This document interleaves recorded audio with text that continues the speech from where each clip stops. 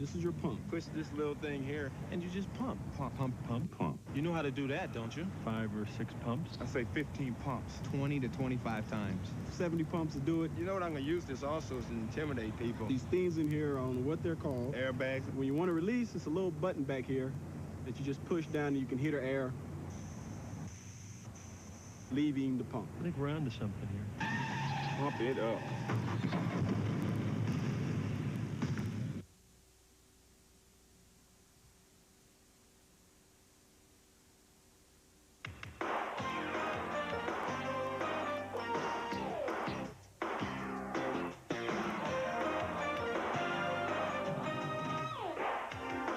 New York's Patrick Ewing has spent the first half of the season terrorizing the NBA.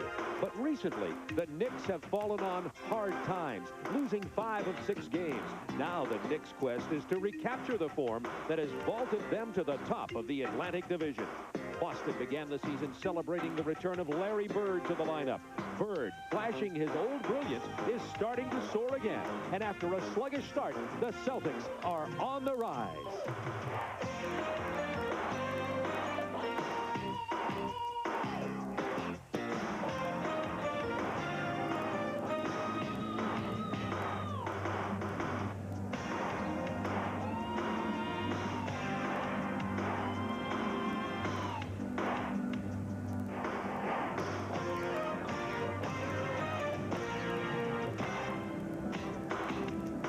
It's the 434th consecutive sellout at the Boston Garden.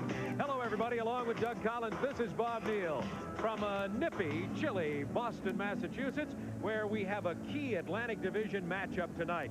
A Boston Celtics win would move the Celtics to within half a game of the division-leading New York Knicks. Philadelphia, only 1 game out, could tie with a win against Indiana tonight. So the Atlantic Division all knotted up and 3 teams all playing pretty good. Now, the New York Knicks, Doug Collins, come in here on what we might call a 2-game winning streak. They beat Denver on Saturday, and then just today, NBA Commissioner David Stern ruled in favor of the Knicks in the Chicago protest over that Trent Tucker shot. So the Knicks are on a streak, but they've lost 4 out of their last 5 and have been struggling a bit. Well, I think that, Bob, when we assess the Knicks, we look back, they went really through a period of time where they were winning basketball games and not playing well. Then all of a sudden it jumped up and bit them. They lost 5 in a row. They were looking around, what are we going to do?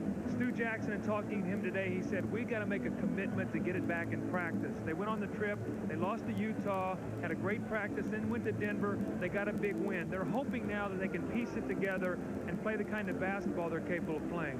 Well, the Boston Celtics, as we said, could pull to within a half a game. That'd be close to the top for Celtics fans. Close isn't good enough. They're still on the Celtics here. Struggled at the start, coming back a little bit now, but I guess a key word to describe their season so far would be mercurial.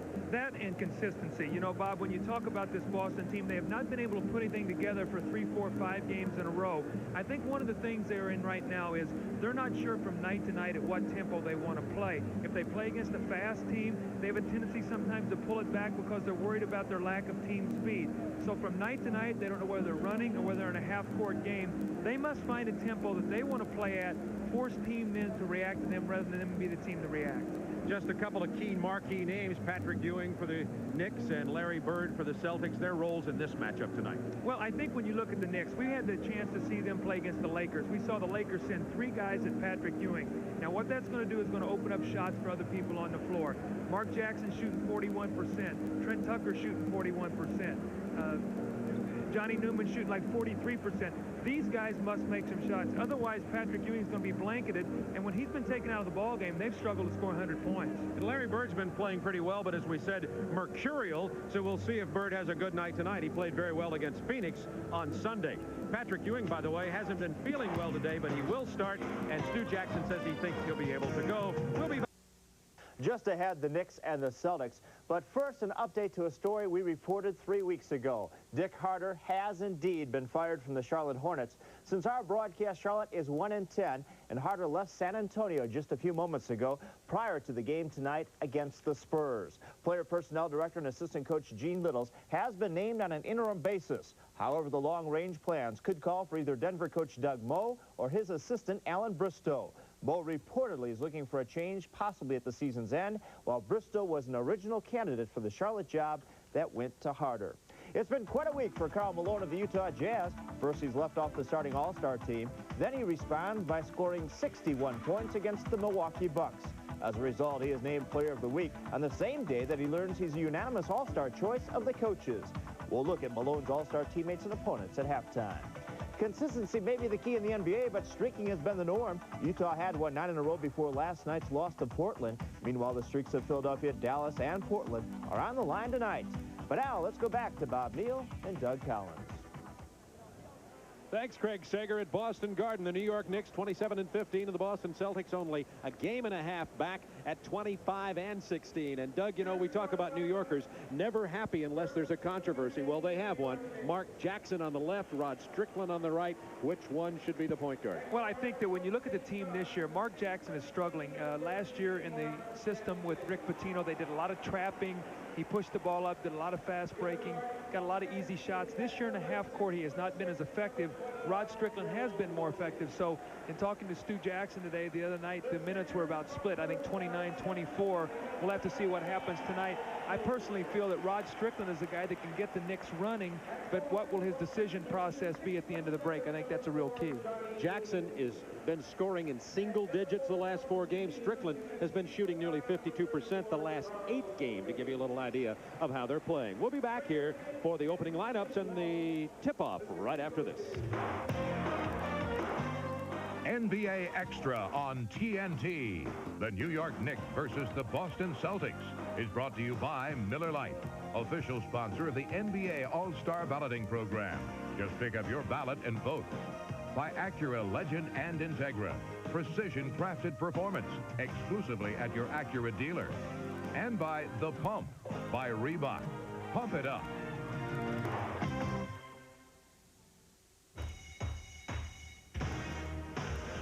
The teams, the players, the coaches. This week in the NBA, Sunday, 6 p.m. Eastern on CNN.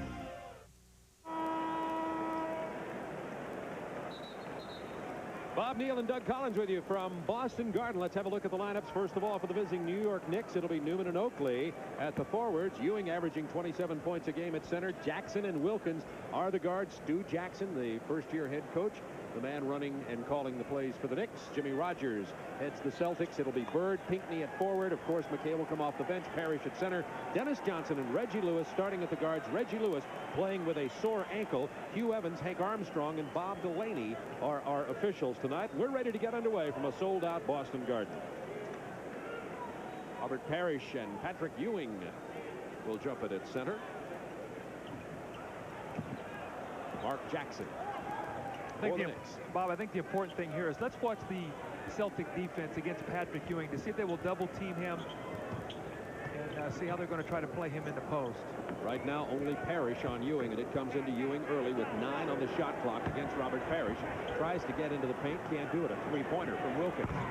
The Knicks open up with a bomb squad shot, and Wilkins has 3. That's a real critical shot, as we talked about in the opening, that the Celtics are going to come down and they're going to have to force the outside shot. It's going to be important for the Knicks guards to be able to make that. So up to a 3-0 lead after the three-pointer. The Knicks have hit 145 of those so far this year. Parrish blocked by Ewing.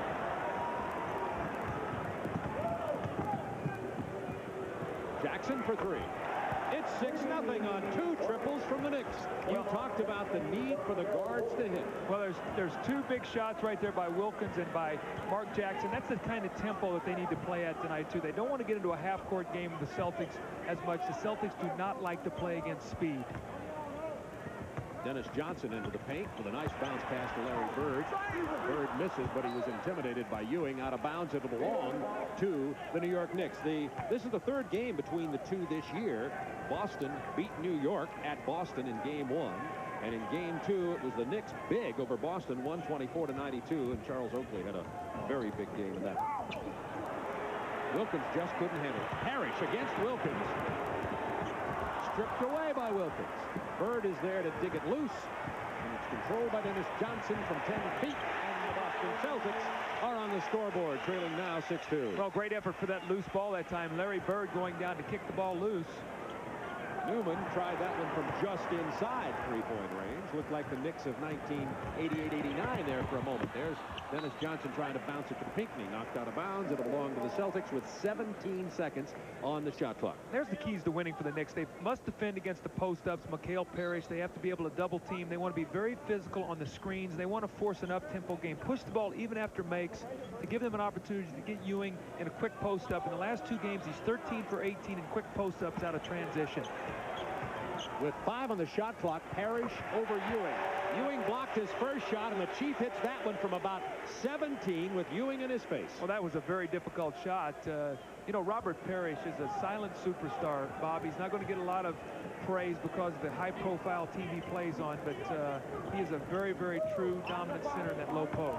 Parrish shooting 60% from the floor this year, traveling Patrick Ewing. And the Celtics have an opportunity to tie. Here are the keys to the game for the Boston Celtics and Jimmy Rogers.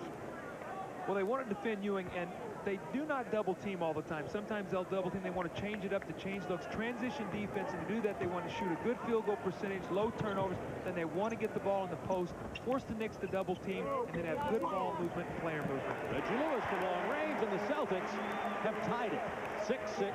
The Knicks points coming on the 2 3-pointers, and Boston scored 6 straight points. Here's a quick post-up right into Ewing. You see right now they're just going to sink Dennis Johnson, but they're really allowing Parrish to play him straight up, Bob, and he drew the personal foul. And Parrish got into foul trouble in one of those 2 earlier games, the game that was in New York early, trying to defend just that move. Well, I think that what's going to happen is, see, the Celtics don't like the double team a lot because they're not a very fast team. They can get to the double team, but what really hurts them is the rotations coming out of the double team. So quick ball movement, they can't close out on the weak side of the floor. So as a result, Jimmy Rogers plays to his team's strength and tries not to do a lot of gambling defensively. Patrick Ewing, you see his numbers. He has his first NBA All-Star start this year. He'll be playing the post for the Eastern Conference All-Stars. 8-6, New York. I tell you, nobody makes that pass in the league better than Dennis Johnson. He caught Johnny Newman face guarding Bird, eye contact with each other. He just gave the guy a haircut, threw the ball right over the top of his head for an easy score. It's tied today. Speaking of haircut, watch the Jimmy Rogers there with a very nice haircut himself. Watch the UNLV LSU game the other day. One of the UNLV players has UNLV tattooed in his hair. Well, we've talked to you about getting TNT shaved in yours, but you have not made that move yet. Across my palm. I'll consider that. I'll do it. Harold Wilkins, defense by Reggie Lewis, playing on a sore ankle tonight as Lewis. So they got a mismatch on the switch with Parrish. Ewing against Reggie Lewis. Too hard off the backboard.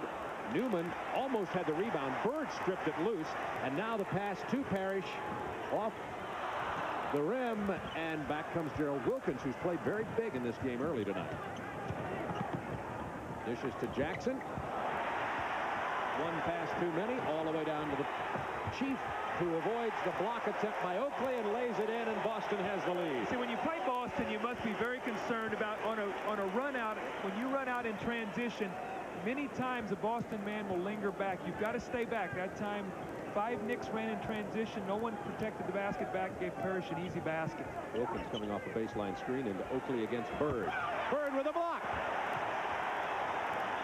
And they got to get back. Charles Oakley's not back, so they're going to have numbers here. Nobody's playing Pinckney. And Lewis takes the spot-up jumper from the right side, and Boston leads 12-8. It's a walk. That basket won't count. It was 6-0 New York, and Boston now leads 12-8 on a 12-2 run. 3 New York turnovers. Stu Jackson, your head coach. The Knicks tonight, turnovers are a factor because when you see the Celtic team, they're lowest in the league at forcing turnovers, a little over 12, so you cannot turn the ball over against them. 9 on the shot clock for Boston. Bird dribbles it off and out of bounds. Let's take a look here now, the last possession. Charles Oakley trying to post up Larry Bird, a good block. And you're going to see, here's Robert Parrish running out down the floor. You got to cover him. He runs the floor very well for a big man. And then Reggie Lewis spotting up hits the jump shot. If Oakley and Bird had a jumping contest, they'd both lose, I think. Foul on Reggie Lewis.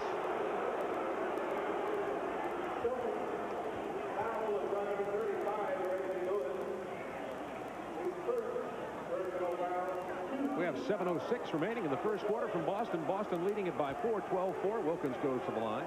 I think it's going to be interesting also tonight to watch. Will the Knicks try to exert any kind of pressure on this Boston team? Boston is a team that passes very well, but they can't break you down off the dribble. Will they try to maybe come up and extend off this free throw? I think one of the keys to Boston is you can't let them get them comfortable running their half-court offense. They're a precision team, Bob, and if you let them get them to a rhythm, they'll pick you apart, especially by getting that ball into the low post with McHale and Parrish. Boston played very well in the game that was on Sunday with a victory over Phoenix, particularly the front line. Stripped away from Parrish. Let's set it up all over again. Bird is posted down there against Newman. He's open from 15. Kept alive by Pinckney, taken by Ewing. Knicks can tie on this possession. He throws up a prayer. The air ball caught by Dennis Johnson. The baseball pass intercepted by Patrick Ewing. Jackson has Gerald Wilkins, but spins into the lane and hands to Newman. Over Bird.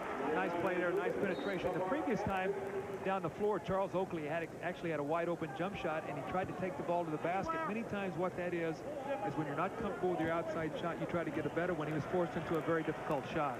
First Knicks field goal in about 4 minutes of play. They had the 2 triples to open up the game. Johnson with a nice pass to Parrish, draws the foul. Dennis Johnson, is he hurt? We'll check on the condition of Dennis Johnson when we return. You see Kevin McHale and Joe Klein assisting Dennis Johnson off the floor, and he has his right leg elevated off the floor. He was hit by Oakley as he drove on the baseline. Let's take a look at this now. You're going to see a pin here. Jackson's going to get pinned by Bird. A nice pass. Charles Oakley come over taking a real hard foul. It looks like as he came down there, his foot rolled over. We got to hope that Dennis Johnson's not hurt. He's had his Achilles problems last season. This year he's been healthy, but you see a strong foul there, and as he came down, you see him roll right over on the ankle. Now, let me tell you the NBA rule here, Bob, all right? Dennis Johnson cannot shoot the 2 free throws, okay? So Stu Jackson will go down and choose who he wants to shoot the foul shot. So pick out the worst foul shooter, and that's probably who they're going to get. Okay, the Celtics happen to be about the best free throw shooting team. They're on par to break their record. The worst free throw shooter is Michael Smith. Well, shooting 2 of only 5. He's also, not only is he not shooting well, he's inexperienced. Well, we'll see. But now, the reason I like this rule. Who would you pick? Well, I'd maybe pick Charles Smith. I don't know, because he's a little guy and you'd have him out on the floor for a couple possessions. But good point.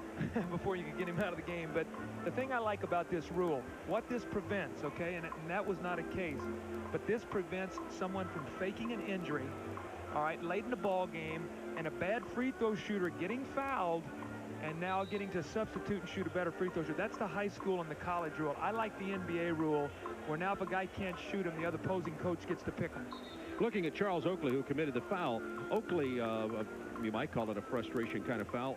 Oakley didn't say this. I didn't ask him today, frankly, but he must be disappointed at not being selected to the All-Star team. I thought he was having a near and maybe All-Star performance year, but he's not on it. I'm sure that Charles is frustrated. You know, in coaching Charles a couple years, he really wants that recognition and something that he deserves. So, you know, I'm sorry that Charles didn't make it, but now he's got to play through that, Bob. He's got to put that behind him, and he's got to go forward now. He's a very, very important part of this team. Now, Charles Smith, like you predicted, is the guy, but he's shooting 76% from the free throw line. He's 25 out of 29.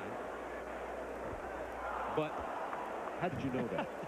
How do you know those things? Well, you know, you got a guy Cole coming off the bench. He's a rookie. Michael Smith only shot 5, then he'd be Cole. But I understand the point. You've got Charles Smith on the floor now. That's 1 out of 2. But see, now you've got a smaller player on the floor. Now you've got to hope that maybe you can take advantage of him before Bagley can get in the ball game. Maybe Jackson can post him up. I might take a quick foul to get him out of the game. But Mark Jackson's got a matchup here that he can take advantage of. Ewing wants to turn to the baseline, but the real quick pass over his shoulder to Oakley, tipped away by Bird. Bird defending Oakley very well tonight. Here's Charles Smith on the floor with an unexpected amount of playing time early. Pinckney from Bird gets the roll. That's a great pass by Larry Bird to Eddie Pinckney. Pinckney, not known for his shooting, is out there for defense and rebounding, buying minutes until McHale can get in. Look to go into the post to Mark Jackson against Smith. The shorter Smith. Get it right back to him. He should be able to get an easy shot up here. Got the double down from Pinckney, almost stripped it away from Jackson with 8 on the shot clock. The drive and the basket by Johnny Newman.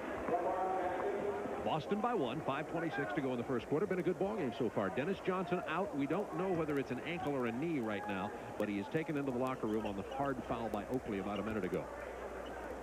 Strickland set to come into this ball game in just a moment for the New York Knicks.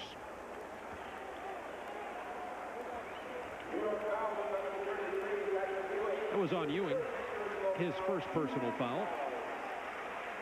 McHale into the ball game. Smith back out of the ball game. Let's reset that Boston lineup. It is Lewis, McHale, Parrish, Bird, and Bagley. John Bagley. All right, now watch the matchup. McHale and Oakley. Charles Oakley has a very difficult time playing McHale in the post because of his extension. He's not a shot blocker. Look for them to try to exploit that matchup. It will force New York to double team. Someone then will get open shots. Newman picked up the personal. 3 team fouls on the Knicks so far. 2 on Boston. They should try to go right into McHale. McHale setting a screen out high now rolling down low behind Bird and getting over in the corner. Parrish. Over Ewing. I like Robert Parrish. I tell you, he's got a lot of moves in there, and he's the ultimate team player. He gives you night to night just exactly what you need, and he's battling Patrick Ewing every inch of the way right now. Wilkins, who had a 3 earlier, thought about it for a moment, but has Lewis in his face, takes him into the paint and gets the 2. 1-point game. John Bagley. Boston needs to push this ball at the point. Been on the injured list much of the year, just came back recently. Bird with a nice pass attempt to Parrish, stripped away from McHale. Wilkins to Newman, bumps Bagley, misses the shot. It'll be Boston ball. Is Bird okay? Yes. Charles Oakley's putting everybody to the floor tonight right now. That time he went up strong for a rebound, and Larry Bird went down. Word on Dennis Johnson, a torn right quadricep. Oh, boy. We'll keep you posted on that.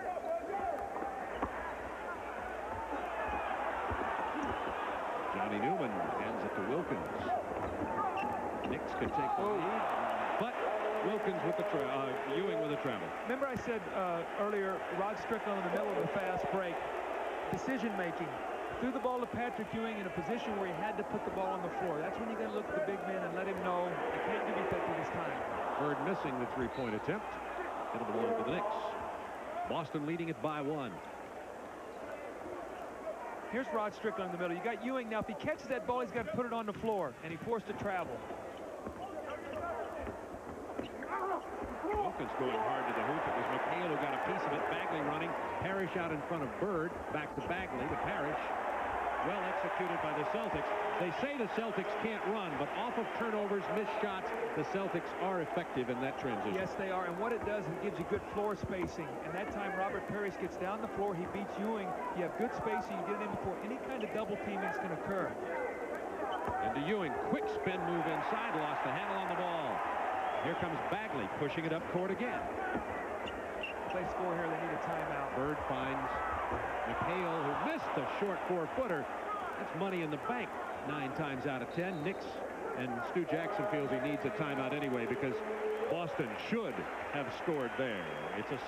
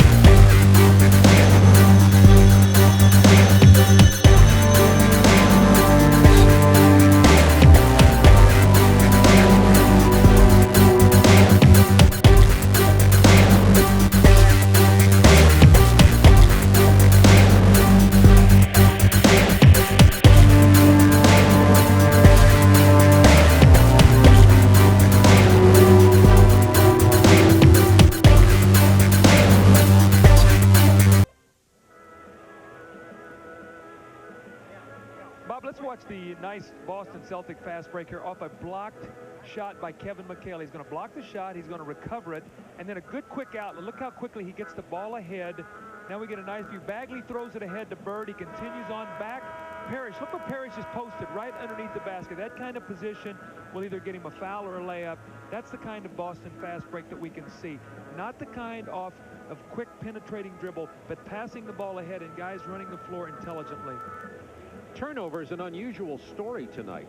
Boston last in the league in forcing turnovers, but tonight New York has been turning the ball over. Well, I think that New York gets careless in many instances. They maybe try to make the spectacular play, or the decision-making is, like, for instance, giving the ball to a guy on the break that can't handle it. So Patrick Ewing has now stepped out of the lineup. Gerald Wilkins is in the game. So it looks like now what's going to happen is, as Joe Klein comes in the game, that Jimmy Rogers is going to try to match up he with Eddie Lee Wilkins, and Stu Jackson vice versa, to keep the Parrish from matching up against Eddie Lee Wilkins. It's Wilkins and Oakley up front with Newman, Rod Strickland, and Gerald Wilkins for the Knicks right now after they change their lineup. See, there's another forced pass right there. If Charles Oakley caught that ball, Bob, there's nothing he can do with it. 7 Knicks turnovers. Bagley to Lewis. Fouled by Gerald Wilkins.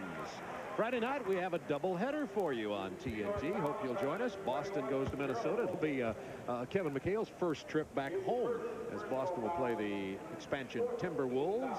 And I'll be out in Los Angeles with Steve Jones as the struggling Atlanta Hawks, who, by the way, lost John Koncak with torn cartilage today, play the Los Angeles Lakers. So we have a doubleheader for you Friday night on TNT. Reggie Lewis gets one of them. 20-16, Boston by 4, 2:35 remaining in the first quarter from Boston Garden.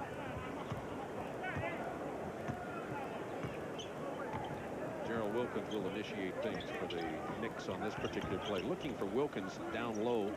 Eddie Lee Wilkins, no relation, against Klein. Eddie Lee over Joe Klein. Oakley swats it out here to Gerald Wilkins, and a new shot clock. Oakley with a nice move inside, and he got the roll. Well, that was an excellent move by Charles Oakley. Squared up, faced up. McHale took the ball right past him. A little up and under move. Very nice play by Charles. Now McHale draws the double team, finds Bird. They reverse it to the wide open Bagley, who hits the jumper. John Bagley. That's what I was talking about. One pass out of the post to Bird, a quick swinging of the ball to the open Bagley. The other day against Phoenix, they had 41 assists on 49 field goals. That's the kind of ball movement, player movement that Boston would like to see tonight. The air ball by Oakley, the strength of Klein. The Bagley pass to Bird. Goes to his left hand, missed it, but McHale gets the tip. Well, Stu Jackson wants a 20-second timeout. Right now, his team does not have that fire. They're getting back slowly on defense, Bob. The Celtics are taking the ball past them, getting second shots.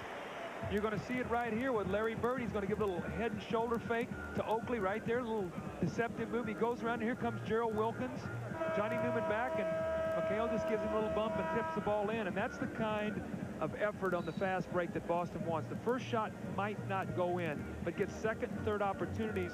You see Stu Jackson now. He's trying to get his team fired up right now. A little more emotion than we've seen lately. Well, you know, that's going to happen during the course of the season. Lose 5 out of 6. You bet, because right now, I told him something today. I said, you know, when you're a head coach, do you understand that when things are going well, there's credit enough for everyone. And when things are going badly, one must take the blame, and that will be you. And he's very well understanding that. He understands the head coach that he must set the tempo of this team every single night with his personality. Ewing back into the ball game for the Knicks. Oakley is out.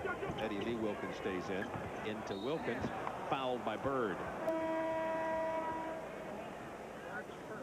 That's the first personal foul for Larry Bird. And now Trent Tucker in for Gerald Wilkins for the Knicks. Speaking of the Knicks, we had the Knicks last week against the Los Angeles Lakers at Madison Square Garden. Knicks did not play with fire. Lakers played beautifully and blew them out of the arena. The Knicks opened this game tonight looking like they had a little of that fire, and now it's diminished with the substitutions. You must sustain it, okay? You can't come out, hit a couple three-point shots, and then get back on your heels. We see Charles Oakley on the bench. Right now, we got Eddie Lee Wilkins, Patrick Ewing in the game. This is a lineup I thought you would see a lot of tonight. With Kenny Walker not being here, it's going to force Patrick Ewing and Eddie Lee Wilkins to play together. It'll be interesting to see who Eddie Lee Wilkins plays. It looks like he's going to play McHale. That should be a matchup for Kevin McHale. Walker with a lower back sprain. He'll be out 7 to 10 days for the Knicks. 10 on the shot clock. Lewis over Trent Tucker from Larry Bird. That's 5 assists for Bird already in this ballgame. Well, see, the Boston is a post-up team. You see him posting up Reggie Lewis. He's actually a small forward at 6'7", playing at the guard position, and they're going to have to give him help. So every matchup in the post favors Boston. Tough shot by Ewing as he spins into the paint. Joe Klein with the foul, and Ewing gets a three-point opportunity. Patrick Ewing, when he's on this side, Bob, remember, he likes to come with that right shoulder. He comes in the lane. It's really a tough shot there. Joe Klein forced him to take a tough shot.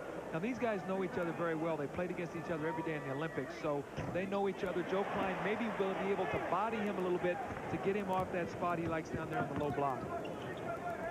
Lewis, guarded by Trent Tucker, finds Kevin McHale, who flashed in and gets it off the glasses. McHale made a very nice move, cutting diagonally across the paint and got the pass. If you're ever going to take a highlight tape of a guy playing the low post, get it of Kevin McHale. Well, that's what Johnny Newman does best, slashing to the basket with a little bit of openness on the floor. See what happens though in this mismatch. Now you got Bird in the post. Bird can post him, or now come out on the floor and be a passer to try to get the ball inside to Kevin McHale. McHale being played by Eddie Lee Wilkins. Bird gets it to McHale. Gets pushed out nicely by Wilkins, but he finds Bagley from the corner. Rebound Tucker. Not aware of the clock here. That's the end of the first quarter. The Knicks weren't aware that they needed to get a shot up in a hurry and trail by 6 after 1.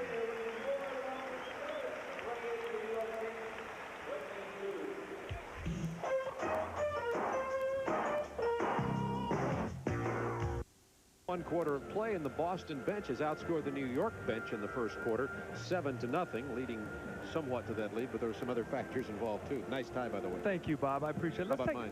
Yours is good too, Bob. let's take a look here. Bob, Bagley's going to make the entry pass. He's going to come and set a little rear screen on Wilkins. Right there, Strickland has got to bump McHale. He's got to hold him up until Eddie Lee Wilkins can get that through that screen. And then Eddie Lee Wilkins has to punish that point guard screen. He cannot allow a point guard to come in and screen him like that. One of the keys we talked about was being physical with the screens. That time he laid into the screen. Strickland did not bump him. As a result, McHale with an easy layup. That guard's got to give himself up and hold that guy up. Otherwise, big guys can't get through. You saw the 7-0 Boston bench lead. Boston's bench scoring is a little misleading compared to other teams because, remember, McHale comes off the bench. Gives you 20 every night. Bird has it stripped away by Pete Myers. But see how, I mean, the careless pass here by New York after a great defensive play. Now Bird's going to stick a 3 on him here. He wanted to. Pete Myers, a good defensive player, got right in his face and stopped that. Here's Paxson from the corner, who just checked into the ball game. Well, Jimmy Paxson has not played much lately, with Reggie Lewis, Kevin Gamble getting a majority of the playing time at big guard. So with Dennis Johnson being out now, Jim Paxson called into duty. 4-3, Trent Tucker. Wilkins with a nice job getting that rebound. His jump hook doesn't fall, and Klein collects it for the Celtics, leading by 6. Opening moments from the second quarter, along with Doug Collins, Bob Neal with you. Now Bird against Myers. Pete Myers is quick. He can bother Larry Bird. He's a little bit like Michael Cooper. Nice switch and mismatch there, and Bird with a good pass into Klein, but he couldn't get it.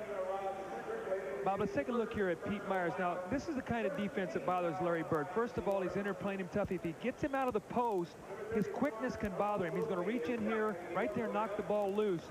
So Pete Myers, in that Michael Cooper mold, quick hands, try to bump you, and don't let you square up and face the basket. So if Pete Myers can get that kind of position, he can be effective against Larry Bird. McHale off the bench has 5 points, 4 rebounds, and a block already. Pete Myers, we were talking about Pete, has a bruised left thigh, by the way. Asking him right before the ball game, he said he felt okay with it. It's wrapped up underneath his shorts. See if they can get the ball inside to Ewing this time into a post-up situation against Joe Klein. He really hasn't had that many opportunities here early in the ball game. He should be able to take advantage of that. Ewing with only 1 field goal in the game. Only 2 shots. Joe Klein was all over Ewing there, but that was a beauty by Rod Strickland. That was one of those shots that doesn't look good, except when it goes in and it says 2 points in the book. But he did not get his shoulder squared. He's a master of the tough shot. Bird pushed by Tucker on the entry pass.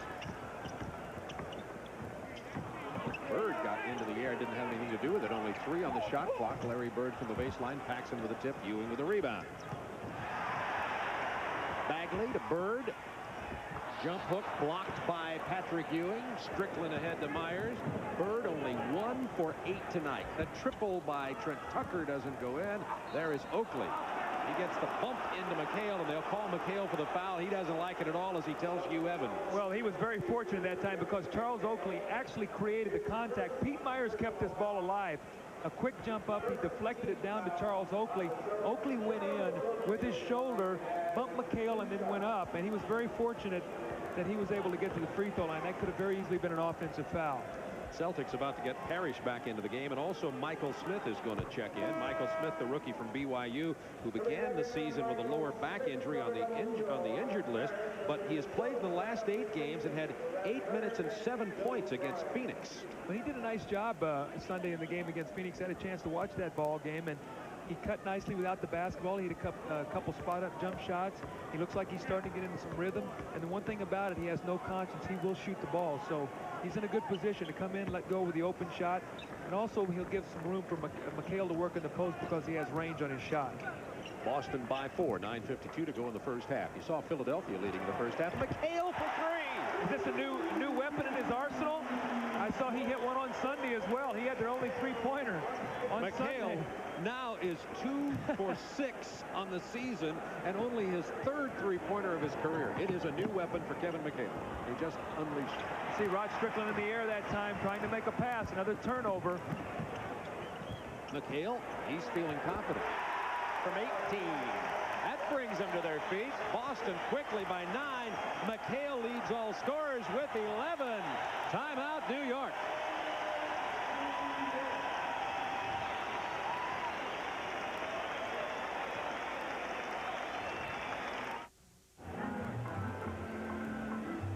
Los Angeles would be in front here on the Acura NBA leaders, except Jack Nicholson missed a couple of games because of shooting out of the country. But it's Portland, Boston, Sacramento, Detroit in that order in consecutive sellouts tonight. The 444th for Boston at the Garden, the venerable Boston Garden. You see the Boston Bruins banners, but the Celtics are at the other end. Well, here's Rod Strickland again. Here's a man that can make the Knicks run. He gets inside. He's going to watch. He's going to leave his feet for you young players. You leave your feet, you get in there as a non-shooter. The ball is kicked loose, and now Bagley's going to throw the ball ahead to Michael Smith, who's going to find Kevin McHale, who has added a new weapon. This time, just a little medium-range jump shot, but the time prior to that, the three-point jump shot. So Knicks now being hurt with turnovers, something we did not expect tonight. The Celtics to force turnovers, and they're causing the Knicks a big problem. 11 New York turnovers. The Knicks are shooting 41% tonight so far. Trailing by 9. 8 on the shot clock. Myers with a drive. The foul before he got down into the paint. That was on Michael Smith, his first. Well, that's a matchup on the offensive end in favor of Pete Myers. Pete Myers has excellent speed and quickness. Michael Smith trying to check him. Pete will be able to take him off the dribble. I think the important thing is when he gets inside for other players to spot up, because Parrish and McHale are shot blockers in there. Pete's going to have to probably dish it out and find an open jumper. At the conclusion of tonight's game, Doug Collins and I will be selecting the Miller Lite player of the game. Actually, Doug selects it. I don't really get a vote. I voice my opinion. Boy, you make it sound like I'm a real dictator. Jimmy Rogers trying to dictate a win for his Celtics right now. Small, quick lineup, trapping and pressing, trying to force a little different tempo, disrupt Boston. Boston is a rhythm right now. See if they can do it. Tucker disrupting it, stealing it, hitting the jumper. They ought to stay right in it. After a turnover, stay right with it. Make this team make a decision right now. They're not going to beat you off the dribble. They can get a nice trap here, maybe force another one. Michael Smith is fouled by Pete Myers. I like this move here by Stu Jackson. Get his team active. Let him go out there. Let him run 1 or 2 minutes. Scatter the ball game. And then maybe settle himself back in. But here's a nice trap. Tucker reading it. Forcing the pass back. Bagley not meeting it. Then Trent Tucker with a nice jumper. But I like that strategy of mixing up the defenses. Michael Smith has it stripped away. Oakley came away with it. To Tucker. to Myers. I'd bring him up again. Stay it right with him. Right now they've got the Celtics a little bit scattered. Don't let them come down and get set.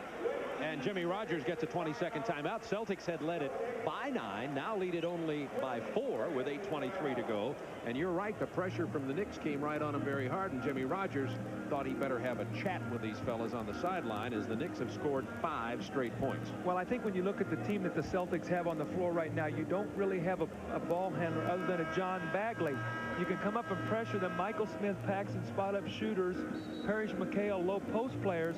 I think they can really gamble right now and continue this defensive pressure, force Boston maybe to put Bird back into the game a little sooner than they would want to. That might have an effect later on in the fourth quarter if the game is in the balance.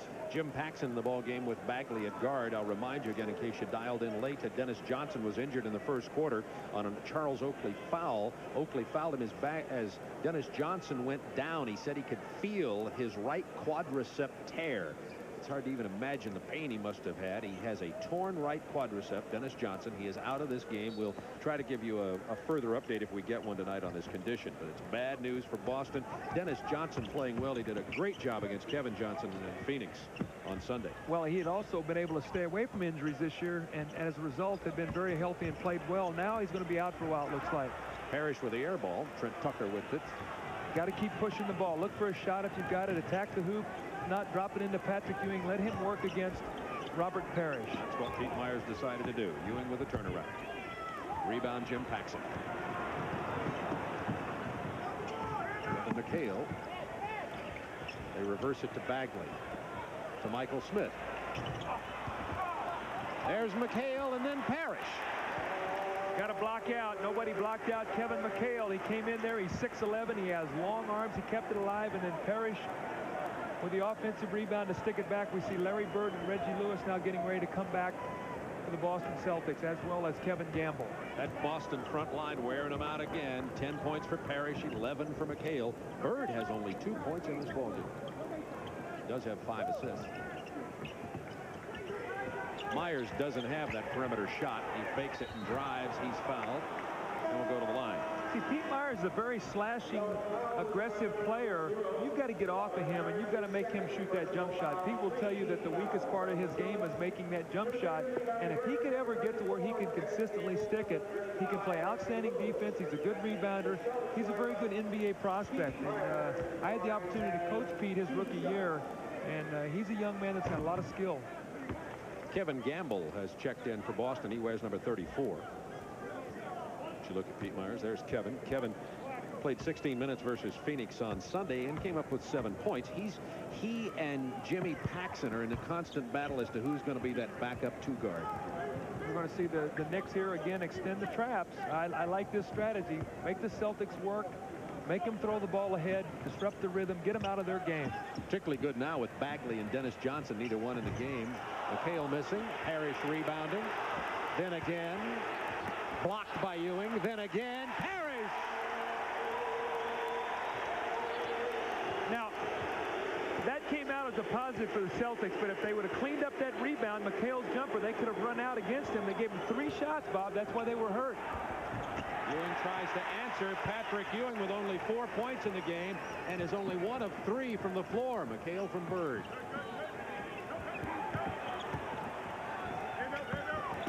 Reggie Lewis has it blocked from behind by Pete Myers. 11 on the shot clock. This is what you want to do. You force a trap. You force McHale to shoot a jumper. It doesn't go. You clean that board up. You can run out. He doesn't. There's 1 shot. There's a block shot, 2. Here's another shot, 3. 4 shots at the basket in that possession. That will beat you. Pete Myers with a foul. Eddie Lee Wilkins checking in. Myers has 2 personals now. He'll go to the bench. So it's Strickland and Trent Tucker in the backcourt for New York. Oakley and Eddie Lee Wilkins are playing up front. Pete Myers doesn't go to the bench. He stays in the ballgame. We see Gerald Wilkins and Mark Jackson have both been out of the game for a long time. It's as Strickland and Pete Myers are getting the call along with Trent Tucker. They played very well. So Stu Jackson is going with the players right now that are playing well, even though they aren't necessarily his starters. Boston by 8, 6:24 to go. First half. There's Myers. Draws the foul. Pete Myers again causing problems with his quickness, that time with Robert Parrish. So you would say Parrish has 3 fouls. Do you realize he's gotten 2 of them on Pete Myers? Not against Patrick Ewing. Exactly, as you said, he had 1 against Ewing early in the game, and then these 2 very quickly. That's right. Here he is. There's a switch. Boston switches it. Little hesitation. I thought Pete maybe got away with a little hook there. Very fortunate. Absolutely. 41-33 Boston.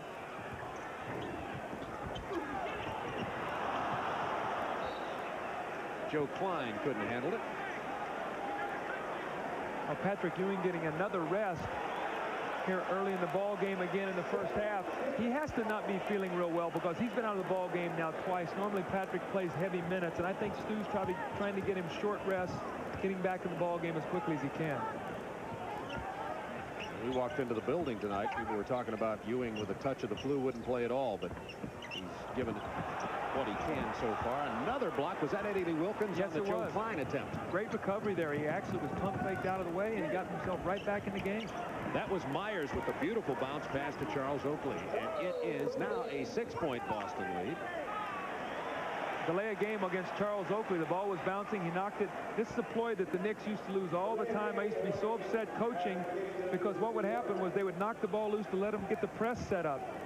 Here is the press. Klein in some trouble right now. Now Bird, they've used 5, 6, 7. Got to get it across. 8 seconds to get that ball across. Let's see what kind of shot they get out of this. Gamble drives. Misses. Rebound Oakley. It'll still belong to the Knicks. But you notice they're not running any offense now, Bob. It's a scattered kind of hectic game. I think that works in New York's benefit. New York trailing by 6. New York got out in front 6-0 to open the ball game on 2 3-pointers. That's the shot Pete Myers has got to be able to make. Right there, he's got Kevin McHale against him. Kevin's going to give him the shot. Now Bird on him, and a bad pass by Myers. Without the shot, Myers became a liability. Well, what happens if you just drop off and now you play the post pass? Larry Bird did it and picked it off. Reggie Lewis has it from the wing. 42-35 Boston. Any weakness you have in the NBA as a player, you're exploited instantly. Well, first of all, playing against a player, you realize it, and the scouting is so good in this league, you're not going to surprise anybody with anything. They're going to be ready for you every single night. Tucker missing a 3-point attempt. He's 0 for 2 from out there tonight. Gamble to Lewis. McHale from 17. Another rebound for Eddie Lee Wilkins. 43-35. Boston leading. Pete Myers is getting tired. I think that Stu Jackson might have to give him a rest. He's played heavy minutes. He's going to launch it this time. I bet you he comes out after this one, too. That was a front rimmer. Significant of being tired. Gamble from only about 10 feet inside the paint gets his first points of the night. Well, you can see Pete Myers, he's tired. He's holding his shorts. He's walking, getting up and down the floor. He's expending a lot of energy. As you said, the last one was a front rimmer on the shot. Normally that tells you that your legs are a little tired. Boston by 10. Mark Jackson on the drive. Dishes to Wilkins, who gets the foul.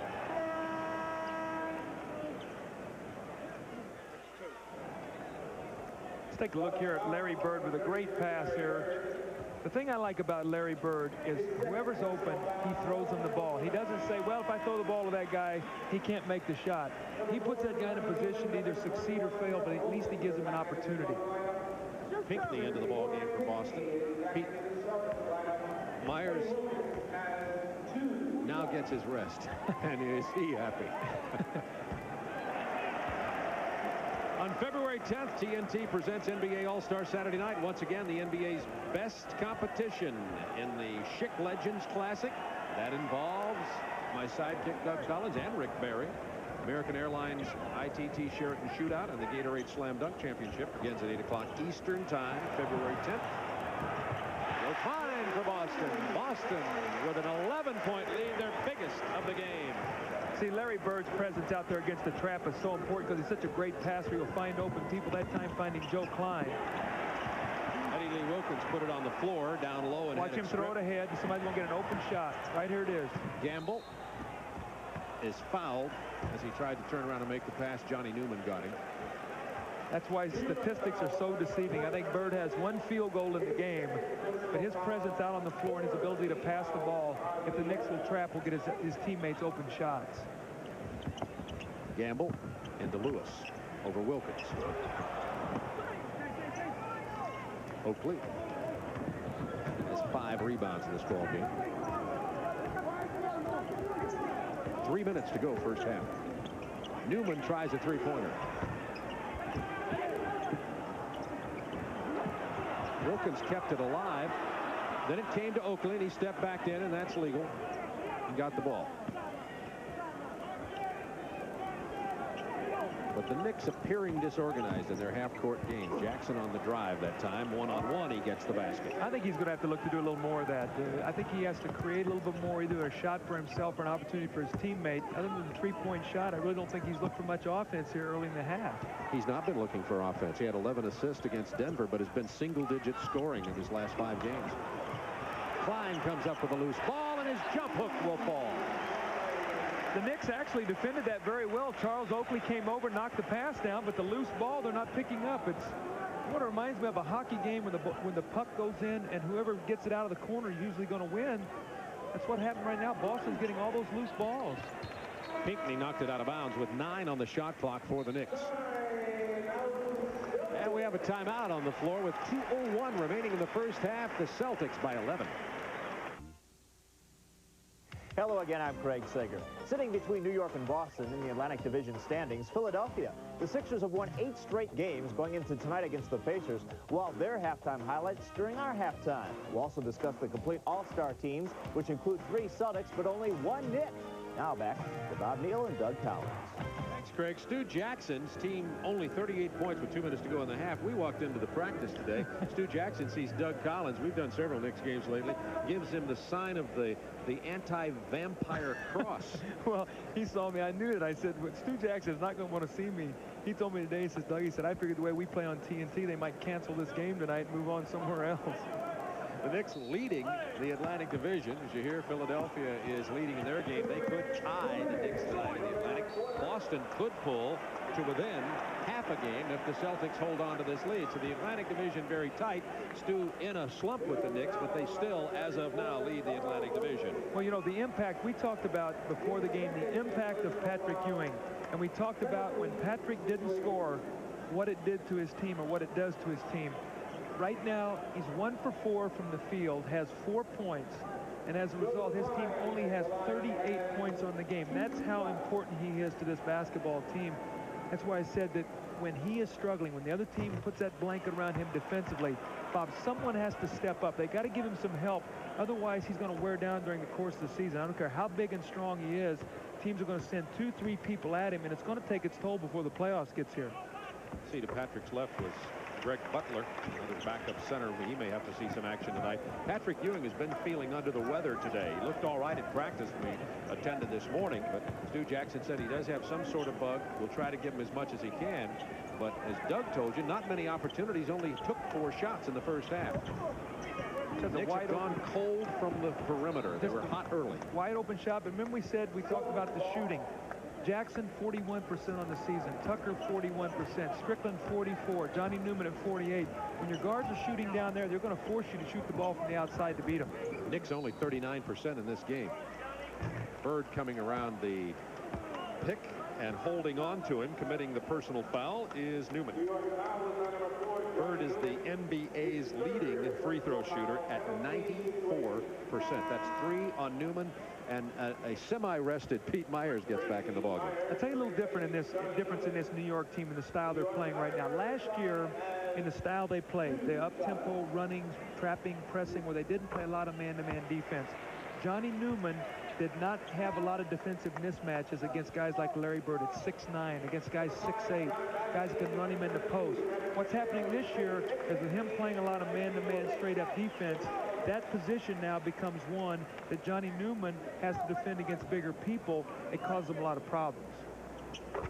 Pinckney and Lewis get a rest. Bagley and McHale back in for Boston, leading 52-38, 1:28 to go in the first half. Boston's biggest lead of 14 points.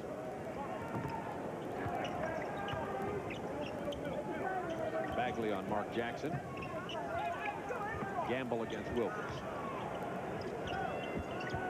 have no one looking to shoot the ball at all right now. It's beat the shot clock and hopefully get an offensive rebound. Wilkins back out here to Mark Jackson.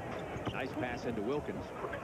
Gerald Wilkins scoring from the paint. Gerald started off hot, went cold, now has 9 points, his first in this quarter. He didn't go so cold as he went to the bench. The steal, and Myers with a jam. Pete Myers again, causing problems out there with his quickness. This is my third straight consecutive Knicks game, and I really like the look of Pete Myers. Well, he's a guy you love to have on your team because he loves to play. Causing some problems on McHale that time, but he got the steal and the jam here. Here's Pete with a steal on the bounce pass, and then he helped out on the other end of the floor. So Pete causing problems, have an opportunity maybe defensively now. If they get a jump shot here, they can close this to maybe 7-8 points before they go in at halftime. You know where Pete went to college, you're an NBA junkie or a college junkie. There's the three. Mark Jackson gets the triple. And it's a 7-point ball game. Closing up. And the Knicks are going to get the last shot of the quarter. There's another steal by Pete Myers. Oakley with the reverse won't go. Wilkins is there to control it. They ought to hold it out for the last shot. They're going to do that. Jackson calling for it. Could cut it to 5 or less. See the time remaining, 17 and change. 7 straight Knicks points. They've trapped 5 times and forced 3 turnovers. That's a pretty good ratio. The Oakley pick. Jackson wants the penetration. Kicks it back for the 3 from Myers. Not the guy you wanted to take that shot. Now, wait a second. By 7. Wait a second now. What happened there? Was that the shot clock that went off and then the score? I think that score counts. I think that score can count. It was the shot clock that went off, Bob. Good point. The shot clock went off. Boston stopped playing. The ball was laid in. I think that scored. That should score. If it does, it'll be a 5-point game, and the Knicks once again with a buzzer controversy. Hugh Evans, you saw him. That's a good call. Count it. That's a good call. That's a distraction there. What happens? That's my contention has always been that the shot clock horn should be different than the quarter. Listen for the clocks as we watch the replay. Not only that, look for the red light. That's what you want to look for. And I don't know if you'll be able to see it on the replay. Look for the red light. See, that went off, but there was a 2.5 seconds left, and it did count with about 4 the red light above the basket. So that's a good call. 9 straight Knicks points to close it to a 5-point Boston lead.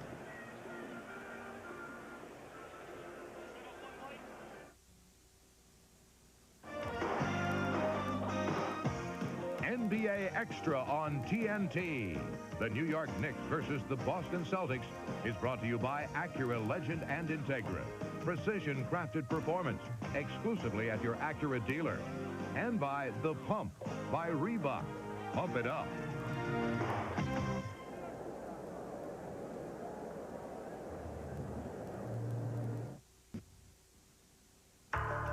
The Prudential Halftime Report is being brought to you by the companies of the Prudential. Come to the Prudential and build your future on the rock.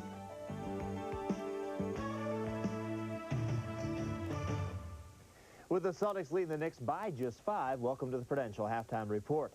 By the end of the night, the Knicks may have company atop the Atlantic Division standings. The Philadelphia 76ers could claim a share of the spot. The Sixers going for their 9th win in a row tonight against Indiana. Jim Lanham, obviously one of the early candidates for Coach of the Year honors. Chuck Person was hot for Indiana early in the game. He had 3 3-pointers in the first quarter. He has 21 points on the night. But Philly came back strong. Chuck Person, or rather Charles Barkley gets the jam right here. He has 14 points so far in the game. And then after getting the rebound, Derek Smith gets the basket. And Philadelphia winning on the road. That would be their 9th win in a row, 92-85.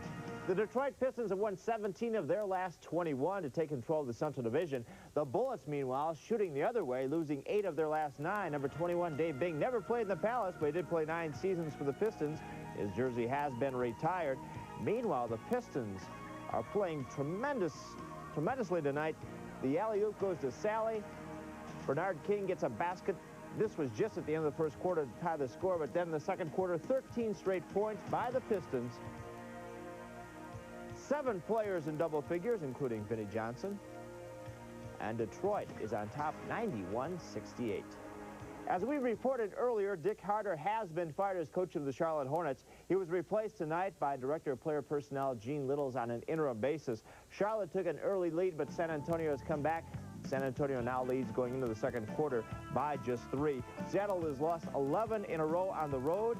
Dallas has won 6 in a row. It's more than coincidental that Roy Tarpley is now back for the Mavs. The Clippers, after a win over the Lakers, are in Utah tonight. Meanwhile, the Blazers can move ahead of the Lakers by a half game with a win at Golden State.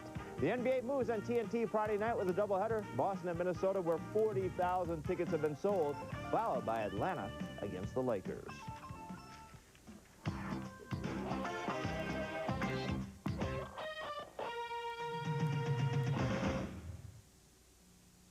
Welcome back to the Prudential Halftime Report.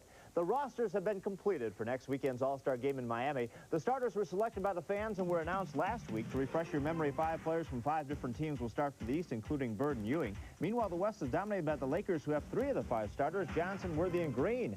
The reserves were selected by the respective conference coaches. Dumars was a unanimous pick, while Miller gives Indiana its first All-Star in more than a decade. Wilkins represents the Hawks for the 5th time. McHale returns for Boston. Pippen joins Chicago teammate Jordan, while Rodman will come off from the bench as he usually does. For Detroit, Parrish is the reserve center. Parrish's presence means the absence for the first time in a dozen years of Moses Malone. Coaching honors go to the #1 team in the East, which is Chuck Daly and his staff from the Detroit Pistons. Named to the West team, Drexler and Johnson and Lever at the guard positions, Malone, Chambers, and Mullen at forwards, and the only rookie on the team, center David Robinson of San Antonio. As we predicted last Friday, Karl Malone says he will make a commitment to the game despite his earlier remarks about being snubbed as a starter. Also, he received a call from West coach Pat Riley, and as warned, it was a unanimous selection of Riley and the West coaches. CBS owns the rights to the Sunday All-Star Game, but TNT is the place to be for All-Star Weekend. A Friday night special followed on Saturday by the Schick Legends Classic, the American Airlines ITT Shirt and Shootout, and the Gatorade Slam Dunk Championship. We'll see what else to expect in February in a moment.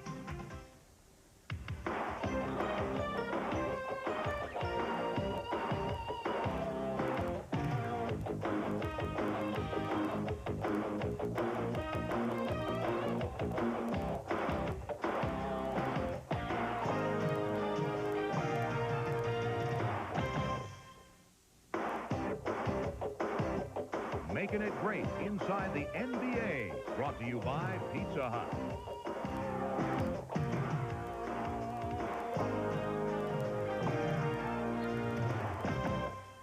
Welcome to Inside the NBA, where tonight we provide you with a sneak preview of our February calendar. It's a schedule that will ease the winter chill with some hot action, including 3 double heaters, or rather, double headers. Boston attacks the cold with Larry Bird slicing through the middle as the Celtics travel to Minnesota. Tony Campbell and the Timberwolves host the Celtics in Game 1 of a TNT doubleheader on the 2nd. In Game 2, Dominique Wilkins and the Atlanta Hawks fly into sunny California to heat things up against Magic Johnson and the Los Angeles Lakers. The Hawks and the Lakers in Game 2.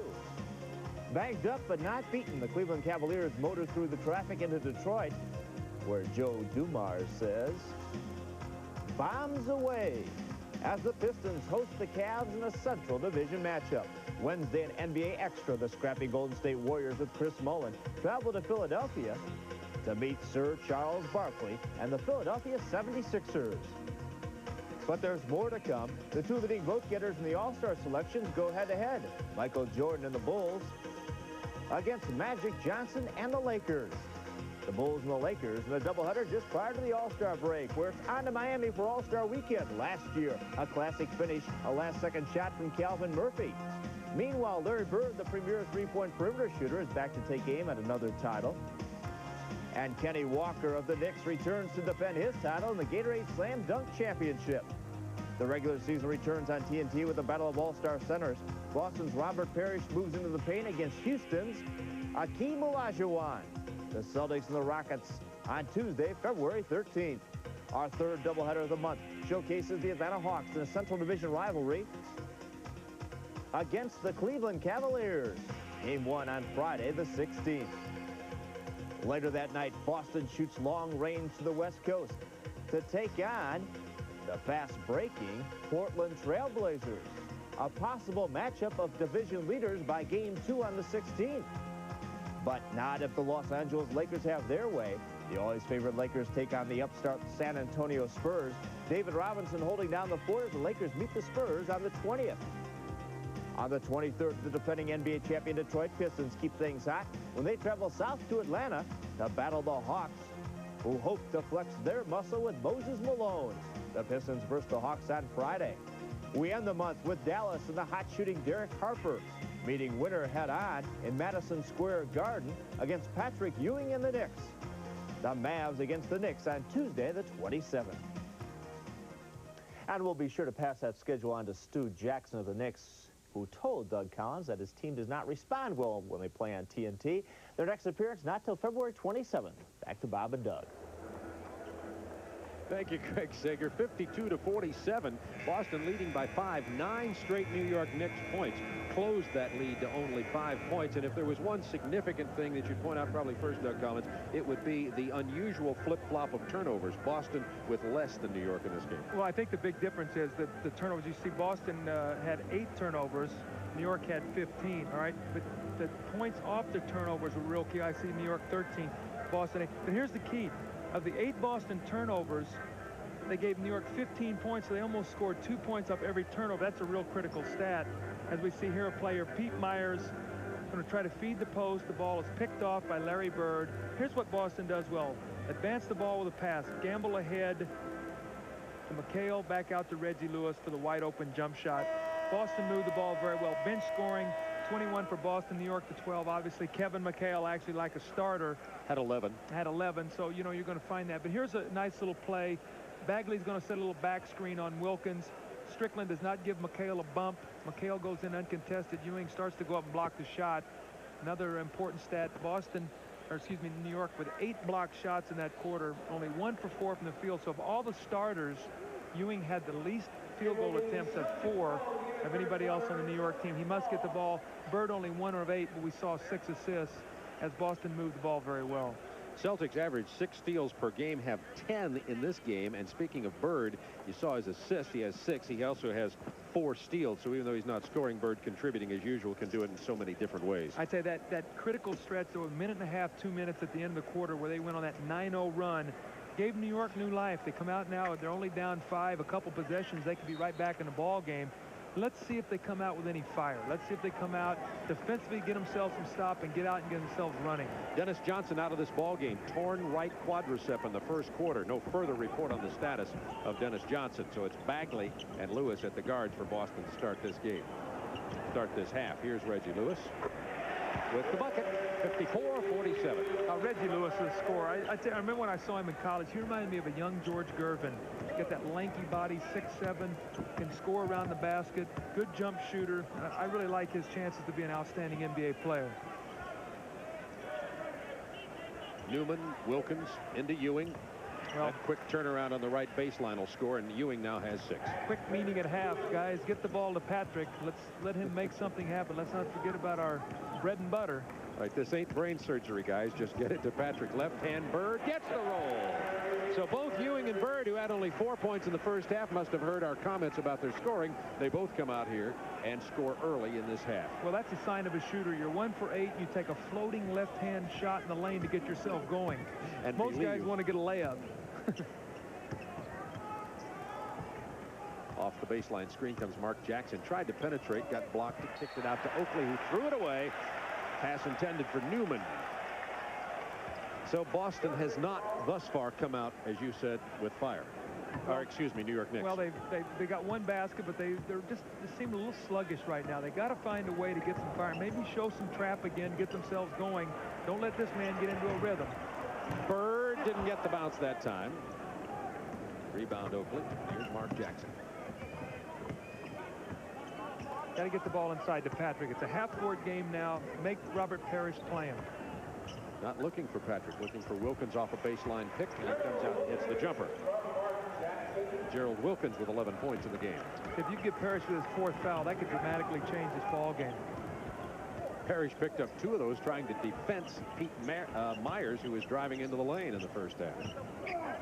Into Parrish. Over Ewing. Rebound Gerald Wilkins. It's a 5-point Boston lead. New York could cut it to 3. Boston had led by 14.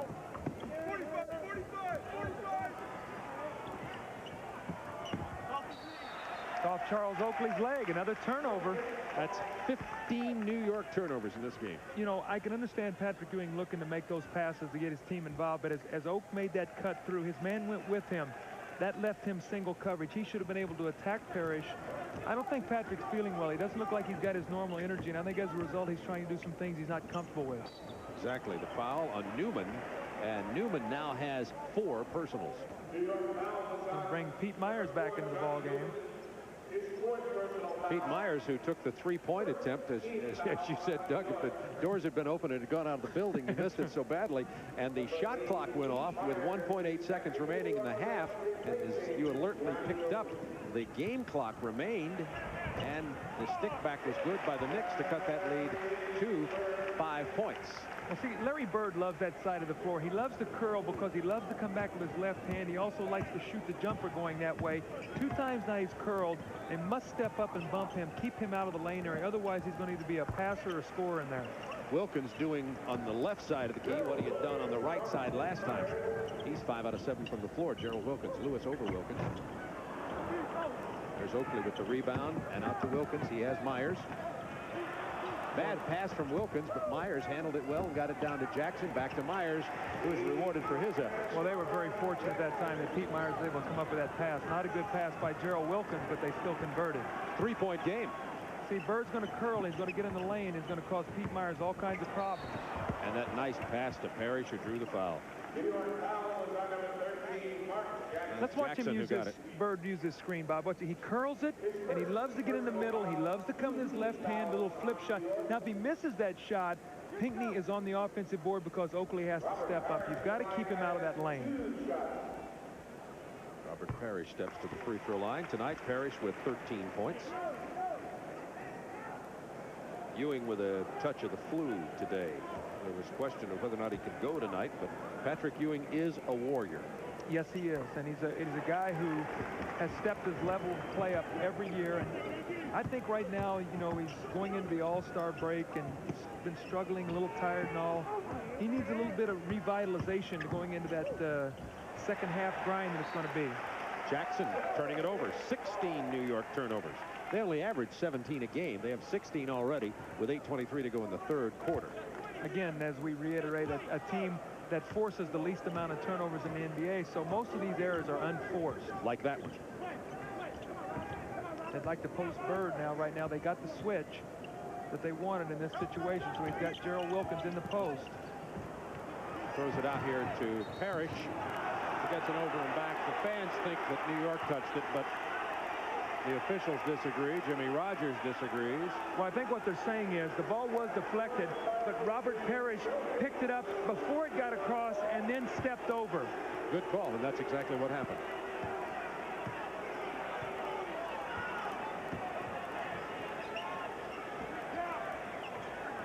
Knicks down by 5. Bullet pass inside to Myers. The jam by Ewing off the Myers miss.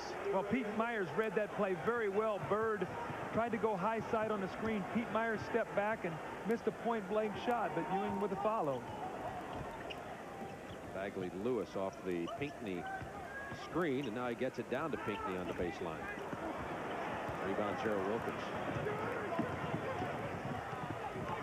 Got Ewing in the post if they'll get him the ball. All the way across to Myers, who finds Jackson. I thought he was going to take the 3 there. On the drive, out of bounds with 12 on the shot clock. It'll belong to the Knicks. Here's Pete Myers. He reads this. He sees Bird out of position. He steps over, misses the point-blank shot. But Patrick Ewing with a tomahawk two-hand dunk. Pinckney sits down. McHale back into the ball game for the Celtics. Had 11 points at the half. Lewis got away with a foul, then followed up and made sure they got the foul. You know, I don't know what plus-minus is tonight on the floor for Pete Myers, but I would have to think that his minutes on the floor tonight have been a big plus for this New York team. It's his presence out there defensively. He's created some offensive opportunities. He's been a real important factor in the fact that the Knicks right now are right in this basketball game. Gerald Wilkins, an important factor on his scoring. Gerald Wilkins has 14. Tomorrow night on our sister station, Superstation TBS, the Atlanta Hawks, who lost John Koncak for, I believe it's up to 7 weeks with torn cartilage in their loss to Detroit. They'll be playing at Phoenix, beginning of a West Coast road trip. We'll have the Hawks on TNT on February 2nd against the Lakers. Parrish works for the basket and gets the hoop. He has 16. Wilkins with the drive, hands it to Oakley. He draws the foul.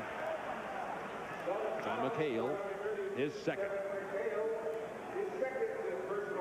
Robert Parrish is going to miss a point-blank shot here. I think he gets it from behind a little bit there by Pete Myers, but the long arm there to tip the ball back in. A great effort by Robert Parrish, who will be going to the All-Star game again this season. 3 Celtics, Bird, Parrish, McHale, 1 Knick. So 4 All-Stars in this game. Ewing going for the New York Knicks. Hey, Brian Quinnett's going to get a little action here. He played very well against Denver the other night. His longest time on the floor, I think, what he played, like 19 minutes? Brian Quinnett out of Washington State. 4 points, 19 minutes. 19 minutes, so he's coming in. Had 3 rebounds, 2 assists in that game, too. I like the look of him. He's, despite his size, he's really a player who's kind of a perimeter player. Yes, he is. He's got great three-point range on his shot, and he's got a strong body, and he's a kid who can get better and better, I think, and he can also give them a threat out there to shoot the basketball. Kenny Walker, by the way, lower back sprain, going to miss 7 to 10 days for the Knicks. He's not here tonight. 10 on the shot clock for Boston. Down low to McHale. As he tried to turn into Oakley, Ewing stripped it. Looked like over and back there when he handed it back to Jackson. No call. Well, Patrick Ewing wants the basketball right now in the post against Robert Parrish. Knicks could tie. It's blocked by Parrish. Good recovery by Jackson. The tip in by Oakley. This game's knotted at 62. That's what Charles Oakley does best. He owns underneath the basket. Just strong arms people, gets him out of there. And a nice tip in by Oak. First time the game's been tied since it was tied at 12, and a chance for the Knicks to take the lead. Mark Jackson in the open court. There's Oakley again. Poor choice on Jackson's shot, but of course he knew Oakley was there with the rebound, draws the foul. We'll be back to go to the free throw line. That foul is on Reggie Lewis.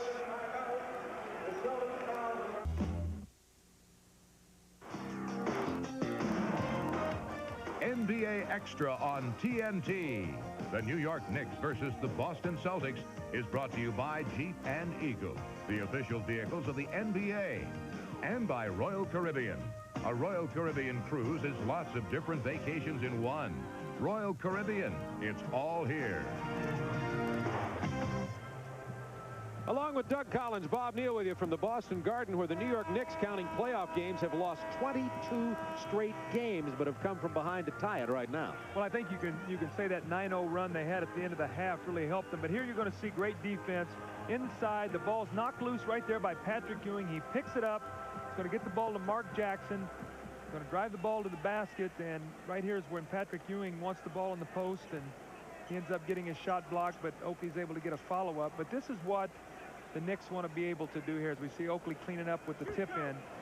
Force some turnovers, get out and run with the basketball, get their tempo. And this is a situation right now that Boston's had a problem with all year. Not only consistency from game to game, but even during games, Bob, they've got away from doing things. And since about the 2-minute mark of the halftime, they have not been able to sustain anything. Boston had led by 14, been outscored by 14 in the last 7:20. If you figure all that up mathematically, you'll get a tie game out of it, which is what we have. Oakley from the free throw line. Marshall High School education, right? The Commandos, they can teach you there. Still remember the address. The west side of Chicago. Lewis driving on Brian Quinnett. Bagley from about 10. Now, Quinnett can shoot the ball. If they spot him up here, Bird's going to have to respect him. He cannot leave him alone. I don't know if he knows the book on him yet, but Quinnett can shoot the ball. The jump hook by Ewing. Parrish forced him to go where Ewing didn't want to go, but he still answered with a tough jump hook. The longer New York hangs around here, the more confidence they're going to get in this building. Right now, they're a team that's inspired a little bit. They've made a little run. They've got an opportunity to win. Bird with a left hand. Oh, my. 6, the foul, and the basket with the running left-hander, and Larry Bird has 10. Well, Bird has all of his points off this same play. It's a little weak side screen down, then he curls it and comes with his left hand. And all of his points in this period have come on left-handed hook shots or running shots in the lane. I think that New York might have to make a little adjustment and try to force him maybe to step back and fade rather than to give him that rhythm play, because Larry Bird knows how to use screens as well as anybody in the NBA to get himself open. Bird with 53 consecutive free throws now. He's on another one of those streaks. Wilkins out to Jackson for the three. Ewing, monster jam after the big rebound, and he took that away from Robert Parrish. It is a 2-point New York lead. Called fresh legs. Foul away from the ball on Oakley, and that's his third. Here's Patrick Ewing with a great offensive rebound and a little push in the back to help him as well. But here he goes up strong, and you know, at some point in time, Robert Parrish is going to have to take a little bit of a rest. Patrick Ewing got a good rest in the first half. He actually sat out 8 minutes. So if he's feeling better, he might be able to go an extended period of time during the second half. From the rafters of the Boston Garden, New York Knicks leading it by 2. Knicks have lost 22 in a row. Haven't won here at the Garden since 1984. The lob to McHale. They got Eddie Lee Wilkins looking the wrong way. The block by Ewing. That's 5 Ewing blocks in the game. Whoa. And Wilkins with a jam. Whoa! Now that's New York at its best. Block shot and get out and go. You see the bounce in Patrick Ewing's step right now. He's starting to feel better. Eddie Lee Wilkins with the personal foul down low, trying to defense McHale. Here's the isolation. McHale gets the pass. Here comes Pete Myers to help. He doesn't get it.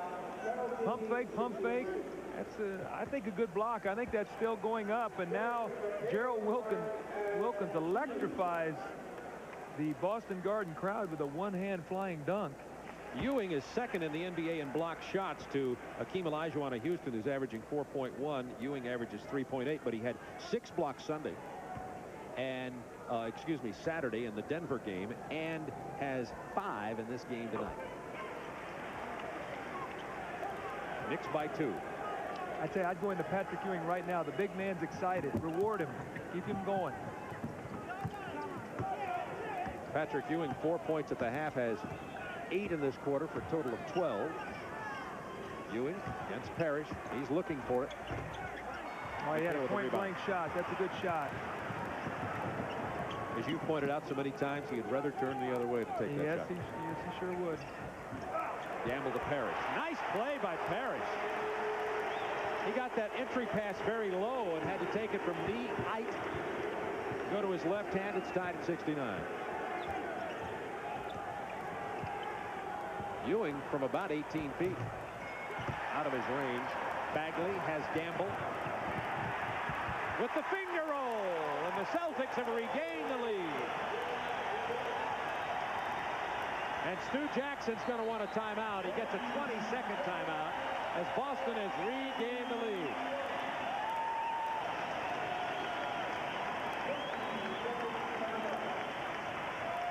Well, Robert Parrish has really gone to work inside. They're going to decide now to take a full timeout on the floor, and it'll be charged to the Knicks with 3:35 to go in the third quarter.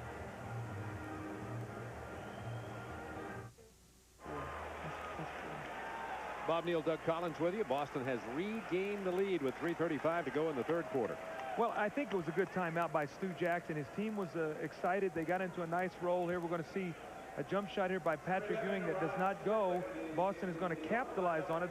Poor floor balance by the Knicks. They allow a quick outlet by McHale. And you see here Gerald Wilkins back playing against 2 players. Mark Jackson trying to get back into the defensive end of it, but he's got to help protect back when Ewing takes that shot. He cannot go to the boards. He's got to get back and protect the backcourt. Strickland into the ball game now for Mark Jackson for the New York Knicks, trailing by 2.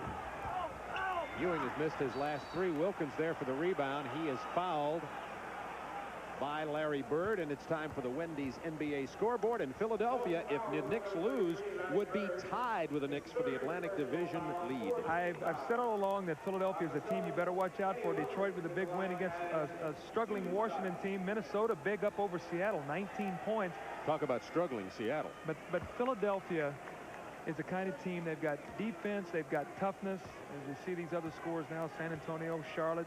Dallas was leading. My old assistant coach, Gene Little's now coaching down in Charlotte tonight. But a lot of ingredients goes in winning the playoffs. Defense, physical toughness, a star, and Philadelphia has a lot of those qualities.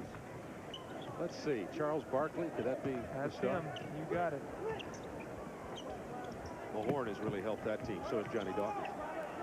Percy Hawkins, I like it, as you said. It's a good, attractive team to watch, too. McHale, with 5 on the shot clock, turns it over. Well, McHale tried to thread the needle to Bagley on the cutter, and even if Bagley would have caught that ball again, it's a tough decision because Bagley's not going to be able to finish that shot. Here we see it right here. Really working hard, Eddie Lee Wilkins in the post.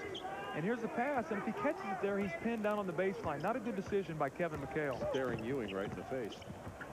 Beautiful drive by Gerald Wilkins, who has played well tonight. Wilkins averaging only 13-9. The last 5 games, he's averaged single figures, and tonight he has 18 in his 5 out of his last 5 shots. Well, here's another kick through here and a steal by Strickland. And right now, the Knicks defense forcing turnovers. Boston getting sluggish in the half court. Their passing has gone awry, and New York taking advantage of it.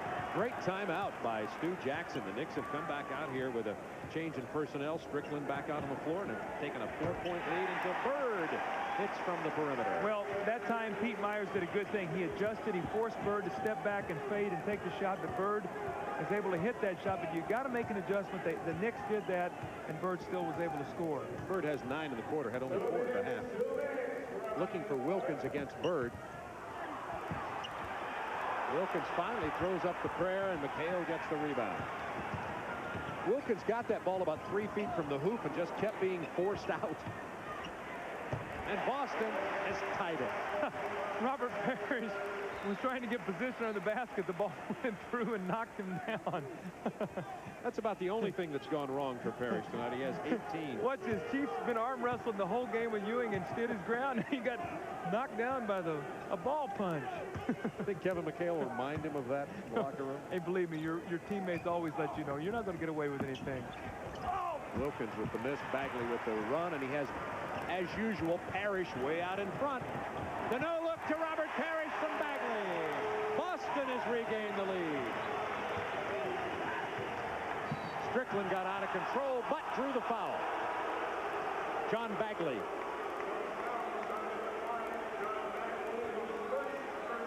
Let's take a look at the fast break. The shot goes up.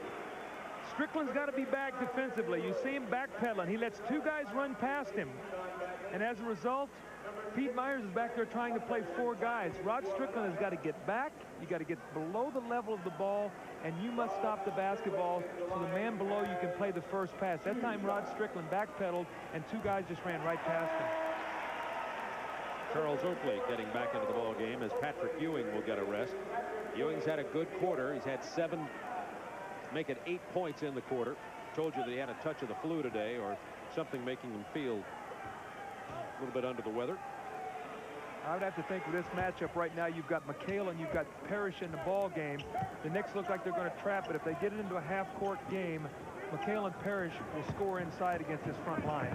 They're down there right now. Gamble handling it for Boston.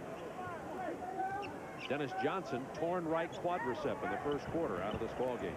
Right there's McHale, and you're going to get 2 points out of it. The fadeaway, and he'll get him at the free throw line. Friday night doubleheader. Boston goes up to Minnesota. McHale gets to go home to his homeland, and then we'll follow up after that with Magic Johnson, the LA Lakers, and the Atlanta Hawks and Dominique Wilkins. Dominique Wilkins being named to the All-Star team once again. Look what Minnesota's doing to Seattle. Wasn't it just 70-51, or was it? That's 14 straight points. Seattle's really a team struggling. Dale Ellis out, injured. Sedale Threet injured. Sedale, I didn't see that. Well, their guard line has been decimated because Sedale was playing great basketball for him. But absolutely. For the Knicks, Kenny Walker's injured, has a lower back strain. He's going to miss about 7 to 10 days. Watch Trent Tucker maybe shooting a three here on a penetration. There it was, but he was covered well by Lewis. Shot clock to 5. Myers on the drive. Missed the layup. Boston by 3 with under 30 seconds to go in the third quarter. Boston had led by 5 at the half. Got to go back into McHale against Eddie Lee Wilkins. Maybe force a double team. Bird will find that mismatch. You can bet on it. 6 seconds, now 5 on the shot clock. Gamble down to McHale on the turnaround. Misses at the buzzer. That was the shot clock buzzer. Tucker wanted the 3 there. He'll try from 18. That basket will not count on the rebound by Oakley. And New York did whittle the 5-point lead to 3 during the third quarter. We'll be right back.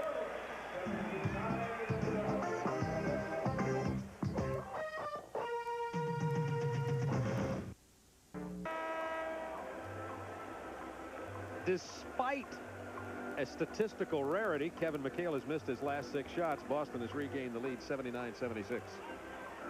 Larry Bird has 13 in the game, 9 points in the third quarter. You see that Detroit has defeated Washington.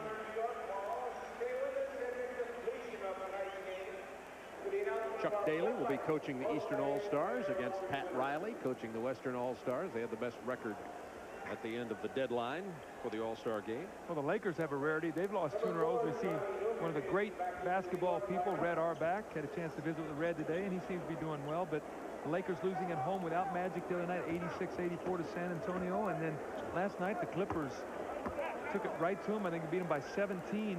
So Clippers are a team that, even without Ron Harper, are playing very good basketball. Into Ewing, blocked by Parrish. Bird comes away with it. I tell you, Robert Parrish is a proud man, Bob. This guy is not going to be outplayed by anybody. Last time they played, Patrick Ewing ate this team alive. Robert Parrish does not forget those kind of things. And you can see the way he's playing tonight. He's playing like a man possessed. Bird for 3. Oh, the crowd wanted that one. So did Larry. That's one area of his game that he's not yet got back yet. The rhythm, the leg strength to shoot that 3-point shot. He lost inches in his lower legs and muscle mass doing the rehabilitation, and it's really caused a problem with his balance.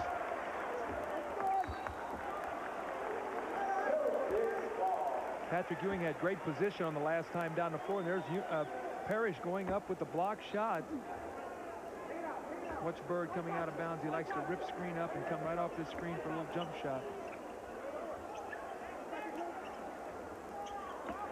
Gamble looking into the middle for Right Lewis. there They he had him is. posted.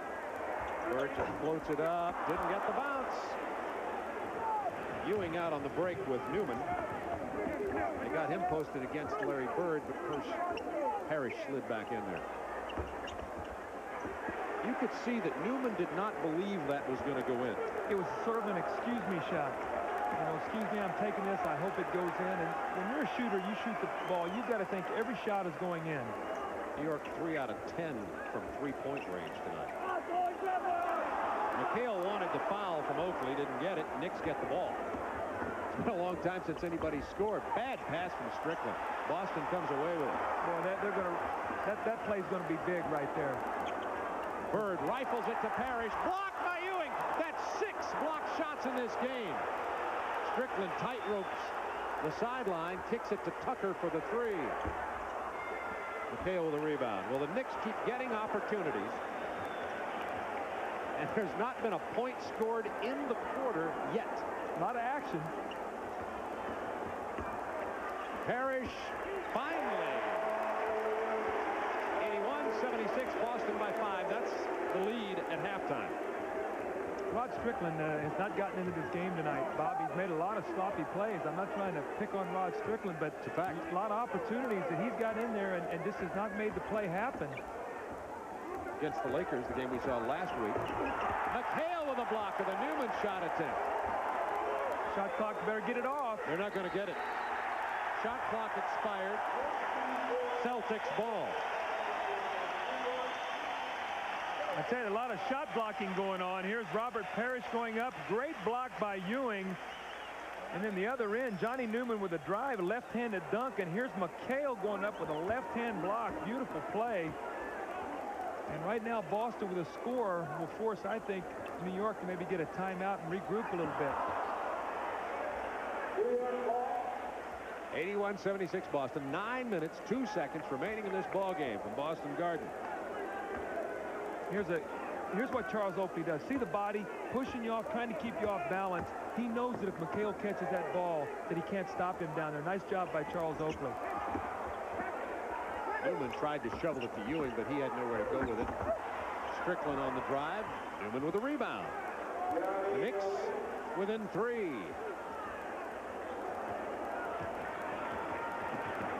Timeout. Boston. So Boston leads at 81-78. We have 8 minutes, 33 seconds remaining here at the Boston Garden.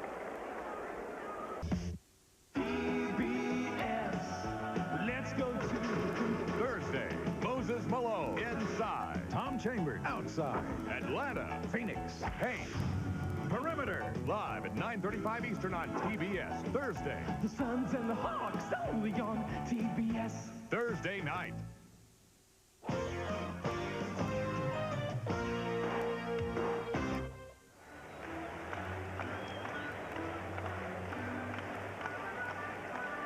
Boston leading it by 3 with 8:33 to go. The Celtics about to hit the road. Well, you see their schedule. They're at Minnesota, then they're home against Sacramento. Really, this will be their only game in Boston Garden. They play Milwaukee at Hartford. Then they go to the All-Star break, and this is what they're looking at. At Houston, at San Antonio, at Portland, at the Lakers. Houston has 4 home losses. San Antonio 1, the Lakers 2. You go to Phoenix, who's playing well, at Utah, Golden State, and Denver. If they want to stay in the thick of things, this next 11 games will dictate whether they're going to finish in the Atlantic Division and whether there will be a situation they can play in the playoffs and maybe get a home court advantage. And Denver and Golden State only have 5 home losses each also. All tough home teams. Bird to Parrish with 3 on the shot clock. He's aware of that. 24 points for Robert Parrish, who has really played big here in the second half. Ewing came out and played his best basketball in the 3rd quarter, and it really inspired Robert Parrish, who has answered. Looking to Ewing. Back against Parrish. Boy, that was a tough move. Robert Parrish was up all over that shot, and Ewing just muscled it home. Talk about a quick release. When Ewing gets it, he gets the shot off as quickly as any center I recall. Boston by 3. There's that curl. He gets in the lane. Actually, I thought he got a foul. Newman comes away with it. Knicks could tie with a triple here. Get the ball to Patrick Ewing. He's your money man. What you're paying him money to get it inside and let him make things happen for you. 6 on the shot clock. Ewing spinning to the right. 3 of them hit the floor. The pass gets inside. Newman misses the jam, but Parrish gets the foul. If it is Parrish, it is 4, and it is. 4 fouls on Parrish. Great pass by Larry Bird here. He pump fakes, gets Oakley in the air. A score by Robert Parrish. Now defensively, Robert Parrish against Ewing. Look at his quick move, right? Quick turn, and he puts the ball off the glass. Just a great play. Robert Parrish has 4 fouls in the game, only one of them defending against Ewing. He fouled Johnny Newman once and Pete Myers twice. So with all the banging and pushing and shoving against Patrick Ewing, he's picked them up actually on other people. Newman misses the free throw. Bagley in for Lewis. Newman an 80% free throw shooter too. He's the only New York Knick who shoots 80%. Knicks are not a good free throw shooting team. Boston shooting nearly 82% this year. They're on track to break the all-time Boston free throw shooting record.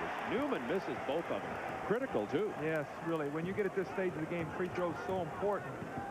And to step up and miss 2 when you're making a run to try to get back in the ball game. Newman with the steal. The Knicks have missed 10 of 26 free throws tonight. Boy, turnovers really starting to accumulate for Boston now. Ewing again against Parrish. They clear the side. Parrish rakes it away, and played him well. Good defense. Newman almost had another steal. Robert Parrish all alone down the floor if they can find him. Gamble fouled in the paint, misses the shot attempt, but Gamble will go to the free throw line. Gamble is an 81% free throw shooter. Almost everybody on the Boston team shoots around 80% or higher. This is what Patrick Ewing saw against the Lakers. You see Parrish push him. Here comes Bagley. Really, they just played him head up and forced him into a tough shot. Patrick Ewing not in rhythm on that shot. I think that's the one you want to pass out, reset, maybe get it back again. But he never really got any kind of rhythm. McHale, by the way, with 15 points and 10 rebounds tonight. Gamble with his 7th point of the evening. See those missed free throws. New York's missed 10 free throws. Look it up. It's a 4-point ball game right now. Boston only 3. So free throw shooting become very important in the 4th quarter. Gamble gets his. He has 8. Good performance by Gamble tonight. He's had to play more minutes than usual because Dennis Johnson tore his right quadricep muscle in the 1st quarter for Boston. See, Johnny Newman's being played right now by Kevin McHale. He could take him off the dribble. Tucker from the perimeter. That's a 2. 6:22 to go. It's only a 3-point game. Knicks haven't won in Boston Garden since 1984. Bird uses McHale. Shoots an air ball. It'll be Celtics ball. Along with Doug Collins, this is Bob Neal from the Boston Garden. 434th consecutive sellout, and Bird only 5 out of 16 tonight, Doug. Well, 1 for 8 in the first half, and he's got 3 buckets we know on layups in the 3rd period, so his jump shot is not going right now. Kicks it off to Bagley, whose jump shot isn't going either, but McHale! Oh, that was accidental right there. He was actually trying to tip that ball to himself and tipped it in the basket. He'll never have to admit that, however. If it goes in, you never make excuses. That's what you plan. Tight defense. McHale gets the call from Hugh Evans on a travel prior to Newman going out. Well, had the travel not been called, it would have been a foul on McHale. Well, they changed the rule. It used to be a force out. In this situation, if they ruled that McHale forced him out of bounds, they could say a force out, you give him the ball. But guys were faking, falling all over the floor, so they said it's either a foul or an out of bounds. I like the call. That time, Johnny Newman just fell out of bounds with the basketball. When you're getting trapped like that, the officials will not bail you out. They didn't that time, called the travel, and it was New York's 20th turnover. Some substitution discussions now. McHale and Oakley with a few words. Keep our eye on that.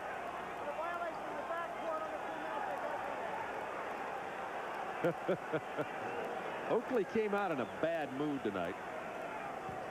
Hubert Evans will watch this, though. He's an experienced official. He won't let anything happen out of that. Kevin McHale knows he doesn't really want physically any part of Oakley. He knows he can take him, but he's not in the fist fight. Oakley, a blue-collar player, often gets overlooked in an all-star situation. Solid again tonight, 11 points, 14 rebounds. Bagley, nice drive, wanted to hand it to Parrish. 5 on the shot clock. Bird has it. He's going to launch it. And miss it at the buzzer. 87-82 with 5:11 to go in the 4th quarter from Boston Garden. Wilkins checks in for Trent Tucker. See if Rod Strickland maybe can get something going with a screen roll here. They have not really done a whole lot of that tonight. He's very difficult to play on a screen roll getting inside.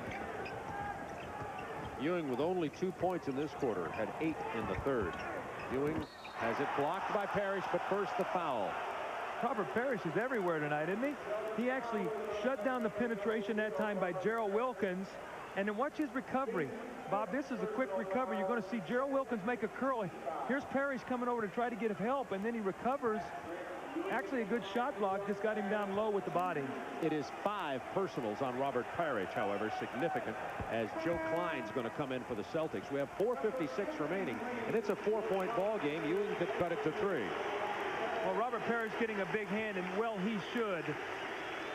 6 block shots in the game.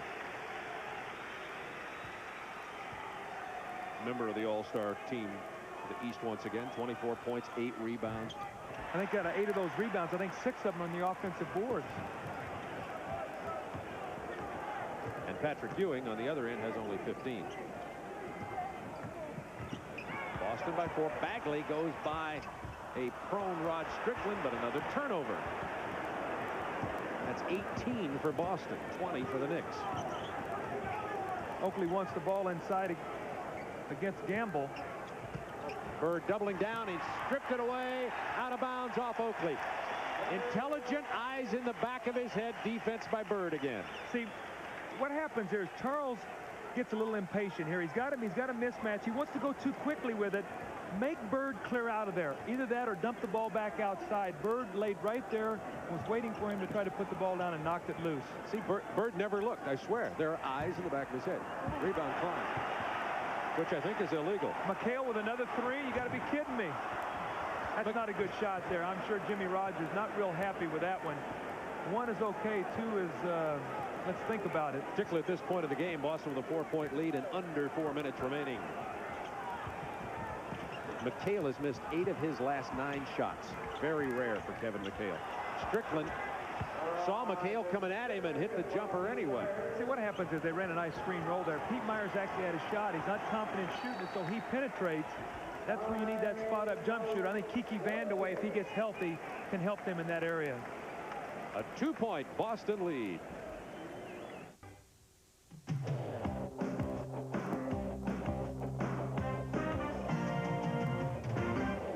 Back to the Boston Garden in a moment, but first to the Palace, where you may say this was a yawner. Come on, Pistons up by as many as 32. But this shot late in the game is the most exciting play of the night. Vinnie Johnson gets a goaltending call. The basket is good. Why is it so exciting? Because 21,454 fans win a free pizza. The Pistons scored over 130 points at home for the first time this year. Elsewhere, Charles Barkley, 31 points, 16 rebounds. Philly has won 9 in a row. Back to Bob and Doug. Chuck Daly's holding us a pepperoni with double cheese with that win tonight in New York. Boston with a 2-point lead. Bob Neal and Doug Collins with you. Our Minute Maid Minute. Here's a recap of what happened in this game. Bad news for Boston. Well, you see that Dennis Johnson went out early with a torn quadricep. Rebounding Knicks 42-33. Turnovers have really become a factor tonight as Boston gotten sloppy with the basketball late in the game. Robert Parrish has been a real star tonight, playing just, I think, outplaying Patrick Ewing. Here's the last sequence I talked about, Bob. Screen roll. Look where McHale is. Pete Myers has the jump shot, but he runs away from it because he's not confident with that shot. Now it ends up that Rod Strickland gets the same shot that Pete Myers almost passed up about 3 seconds prior. That's where you've got to be able to extend the floor and shoot that jump shot. Boston by 2 points with 3:36 to go in this ball game. McHale and Bird are a combined 30% tonight from the floor. Shot clock to 4. Gamble has to shoot it over Wilkins. Gets the air ball. Boy, that's great defense that time by the Knicks and poor execution by Boston. Knicks could take the lead with a 3-pointer. Ewing posted low against Parrish. Gets that right turn, and he loves that shot. Well-executed play out of the timeout. A little back screen that time. Gerald Wilkins, he ran Ewing to the post, popped out, dropped it right inside. So now the execution comes into play and free throw shooting. Boston, an excellent foul shooting team. Let's keep our eye on that. The Knicks, not such an excellent foul shooting team. The Knicks have scored 5 straight points, and we're going to get a foul against Charles Oakley, and that is his 4th. Getting Reggie Lewis back into the ball game for the Boston Celtics. That really was a good. Here's the executed back pick, drop into Ewing, right shoulder turn, tough shot and a score. But that really wasn't a bad foul by Oakley, realizing that they had a couple fouls to waste, trying to just punish McHale in the post a little bit. Lewis shooting over Ewing. What a tough shot. That's a big time play right there. Game on the line, 2.5 minutes, and Reggie Lewis steps up and knocks in a big one. Pete Myers did a good job defensively, too. He really had to shoot it over 2 of the players. Knicks down by 2 now. Oh, man. Ewing wanted that one. He got the foul. Here's the big-time shot by Reggie Lewis, number 35. What's this shot here? Over Pete Myers. He has it cocked back over Ewing. That was a gorgeous shot. Out of a textbook. Now, remember, free throws. Again, very important. The Knicks have missed. Let's see if they can step up and knock these in to keep this ball game tied. Bird had the foul. It's his 4th. Ewing's a pretty good free throw shooter, 76% on the year. You know, Reggie Lewis has fresh legs right now. He's a good offensive player. I wouldn't be surprised to see them go to him again. He's had a pretty nice ball game tonight coming off injury. Ewing has 19 points to go with his 5 rebounds, 6 block shots. He has 6 free throws tonight, too. Tied at 89. Bird, look at the fake. Back to Parrish from 13. Credit Larry Bird with an exceptional move over on the right side, and Parrish finishing. He has 26 now. 8 assists in this game for Bird. We have a timeout on the floor with 2:04 remaining. It's a 2-point game at the Boston Garden.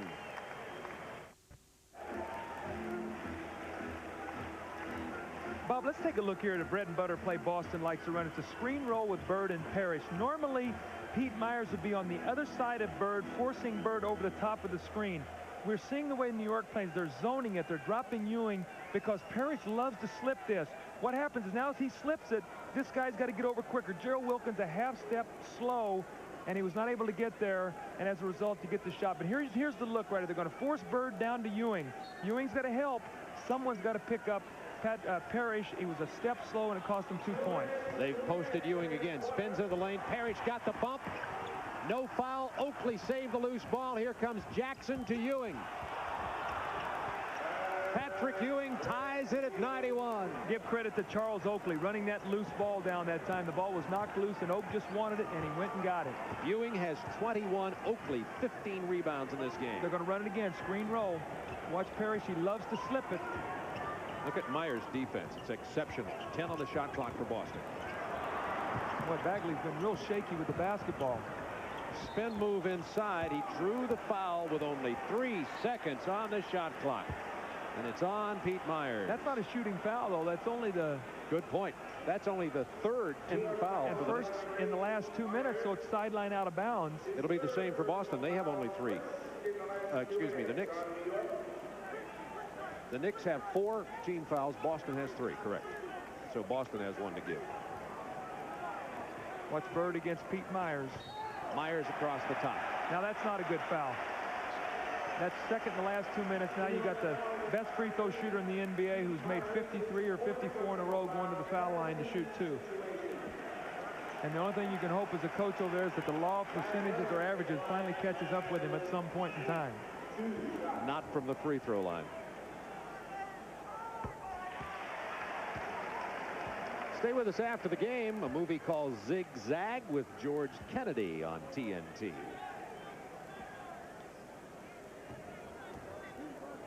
Sounds like the name of an agent. Zigzag. My guy will negotiate this contract. 93-91. Boston with 1:22 remaining in the game. Now, be aware now, the Knicks, normally a good three-point shooting team. So when the ball would go into Ewing last year, there were a lot of threats. This year, not as many threats. Looking for Ewing, but he's not there. Wilkins came off a screen on the other side. Shot clock to 5. Wilkins with a spin move in the paint. Better get it up. Better get it up. 2. Has to shoot it over Bird. On the rim. Rebound Parrish. Great Boston defense with under a minute remaining. Celtics by 2. I'd go to Bird against Pete Myers. He's going to get the call, or he's got Jackson on him now. You got to go to Bird. McHale trying to get it to him. Oakley defending him. Bird against Mark Jackson, the guard. The double team. Bird with 4 on the shot clock kicks it to Bagley. Rebound Parrish. They don't have to foul, Bob. They don't have to foul. They're still going to get the ball back. Don't do anything. Make them use the clock. Play good defense. Stop them. Get a timeout. You can tie. Parrish has been the man tonight for the Boston Celtics. He's done it all when they need it. Shot clock to 7. Now to 5. Lewis got bumped. Missed the shot. Parrish again. Now they're in control. I'd have Bird hold the ball. Make them foul him. And Gerald Wilkins did just that. Bird with 55 consecutive free throws. And the Celtics are going to continue the Knicks losing streak. The New York Knicks will have lost 23 consecutive here at the Garden, not having won since 1984. Well, Robert Parrish, I think this is about 8 offensive rebounds on the night for him now. A shot that was forced. And Robert Parrish, 2 big offensive rebounds. He's got to be the star of the ball game tonight, Bob. When we title up the Miller Lite player of the game, Robert Parrish has got to be the man. This will make it a 4-point lead. Stu Jackson gets timeout. Boston 95, New York 91, 8.2 seconds remaining. It's been a whale of a ball game. Not beautiful, but intense. Well, that's what happens. You've got two heavyweight teams here in the Atlantic Division. They know it's a big ball game. Boston knows it's very important. It's a home game. But you're going to see the great defense here. Reggie Lewis tries to take the shot. Pete Myers, tough defense. Now, the one thing I question there is, did that ball hit the rim? If it didn't, the shot clock should not have recycled. And I don't know if we can get a good look at that. But if that were an air ball, we see the Knicks here and their reaction. So here's another look from the end zone. Let's see if it does hit the rim. Let's see if this shot hits the rim or not. I don't know if we'll be able to tell or not. How much time? There's 5 on the shot clock. 4. No, did not hit the rim. It hit the rim after it hit. This is where they stopped after it. Parrish? And after Parrish touched it, and from beneath it hit the rim. Well, then you get a new clock. But that was otherwise the shot clock should not have recycled. That's good eyes there, Bob. Thank you, Doug. And your tie is still nice. The free throws have been a huge difference in this ball game, too, as we pointed out earlier. The Knicks have missed 11 of them. Boston only 3. Well, what do you do now, Coach Neal? Do you go for a quick 2 and maybe then try to force a turnover, or do you shoot a 3, and if you miss it, the game is over? So now you got the pressure. You got all the folks in New York getting ready to question your coaching strategy. A quick 3 doesn't help me. So I got to go for the quick 2. I would like to get a quick 2, maybe get something going to the basket. Maybe they'll foul you. Normally, teams are instructed not to foul. They'll give you a quick 2. Maybe you can force a turnover. I'm getting deja vu. Playoffs, Eastern Conference Finals, Bulls, Knicks. 4-point play, right? Trent Tucker, Craig Hodges. You remember that? Yeah, I do remember that. Craig's probably resting comfortably in Houston tonight watching this as the Bulls are getting ready to play, but I do remember that, yes. Okay, I'm going to make up. Craig had an excellent game spotting up for the 3 against the Hawks over the weekend. I'm going to tell him you said that. Thank you. See if Gerald Wilkins tries to get something going quickly to the basket. Knicks for 4. See if they look for the quick 2. There's Bird tying Oakley up high after they used 2.5 seconds. 5.7 remaining. See, it's a good foul because they had 1 to waste. A great play there by Bird. They got to get something going to the basket here quickly. Now I think they're even stuck with having to launch a 3.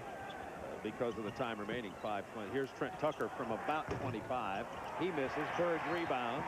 He's fouled with 1.5 seconds remaining. And Stu Jackson's frustrations continue. On his side of the view, though, he told us that, yes, the team had played bad even when they were winning. They went into the slump, lost 5 of 6. Now it's going to be 6 or 7. But he says he thinks they are making a little progress back, despite the losing. Well, I personally think that they're going to have to get better play out of Jackson and Strickland, either combined or individually. Those players have the basketball. They make the decisions. And one of those guys has got to step forward and play some inspired basketball. And it's interesting. Neither one seems to. Jackson had been slumping. Strickland had been playing well. Tonight, Jackson had a little bit better than average game for him lately, but Strickland slumped. Yeah, and you know, your point guard really sets the tempo of your team out there, Bob. He's got the ball in his hands, and he creates all the opportunities. And one of those guys is going to have to step forward and be emerged. With 1.6 seconds left, Stu Jackson gets a 20-second timeout despite trailing by 6 points in this ball game. Well, Parrish has really been the monster man for the Boston Celtics tonight, but Bird has come back after 4 points in the first half to get 15 and now has 19. Both of them have played very large in the second half as Boston has the 6-point lead.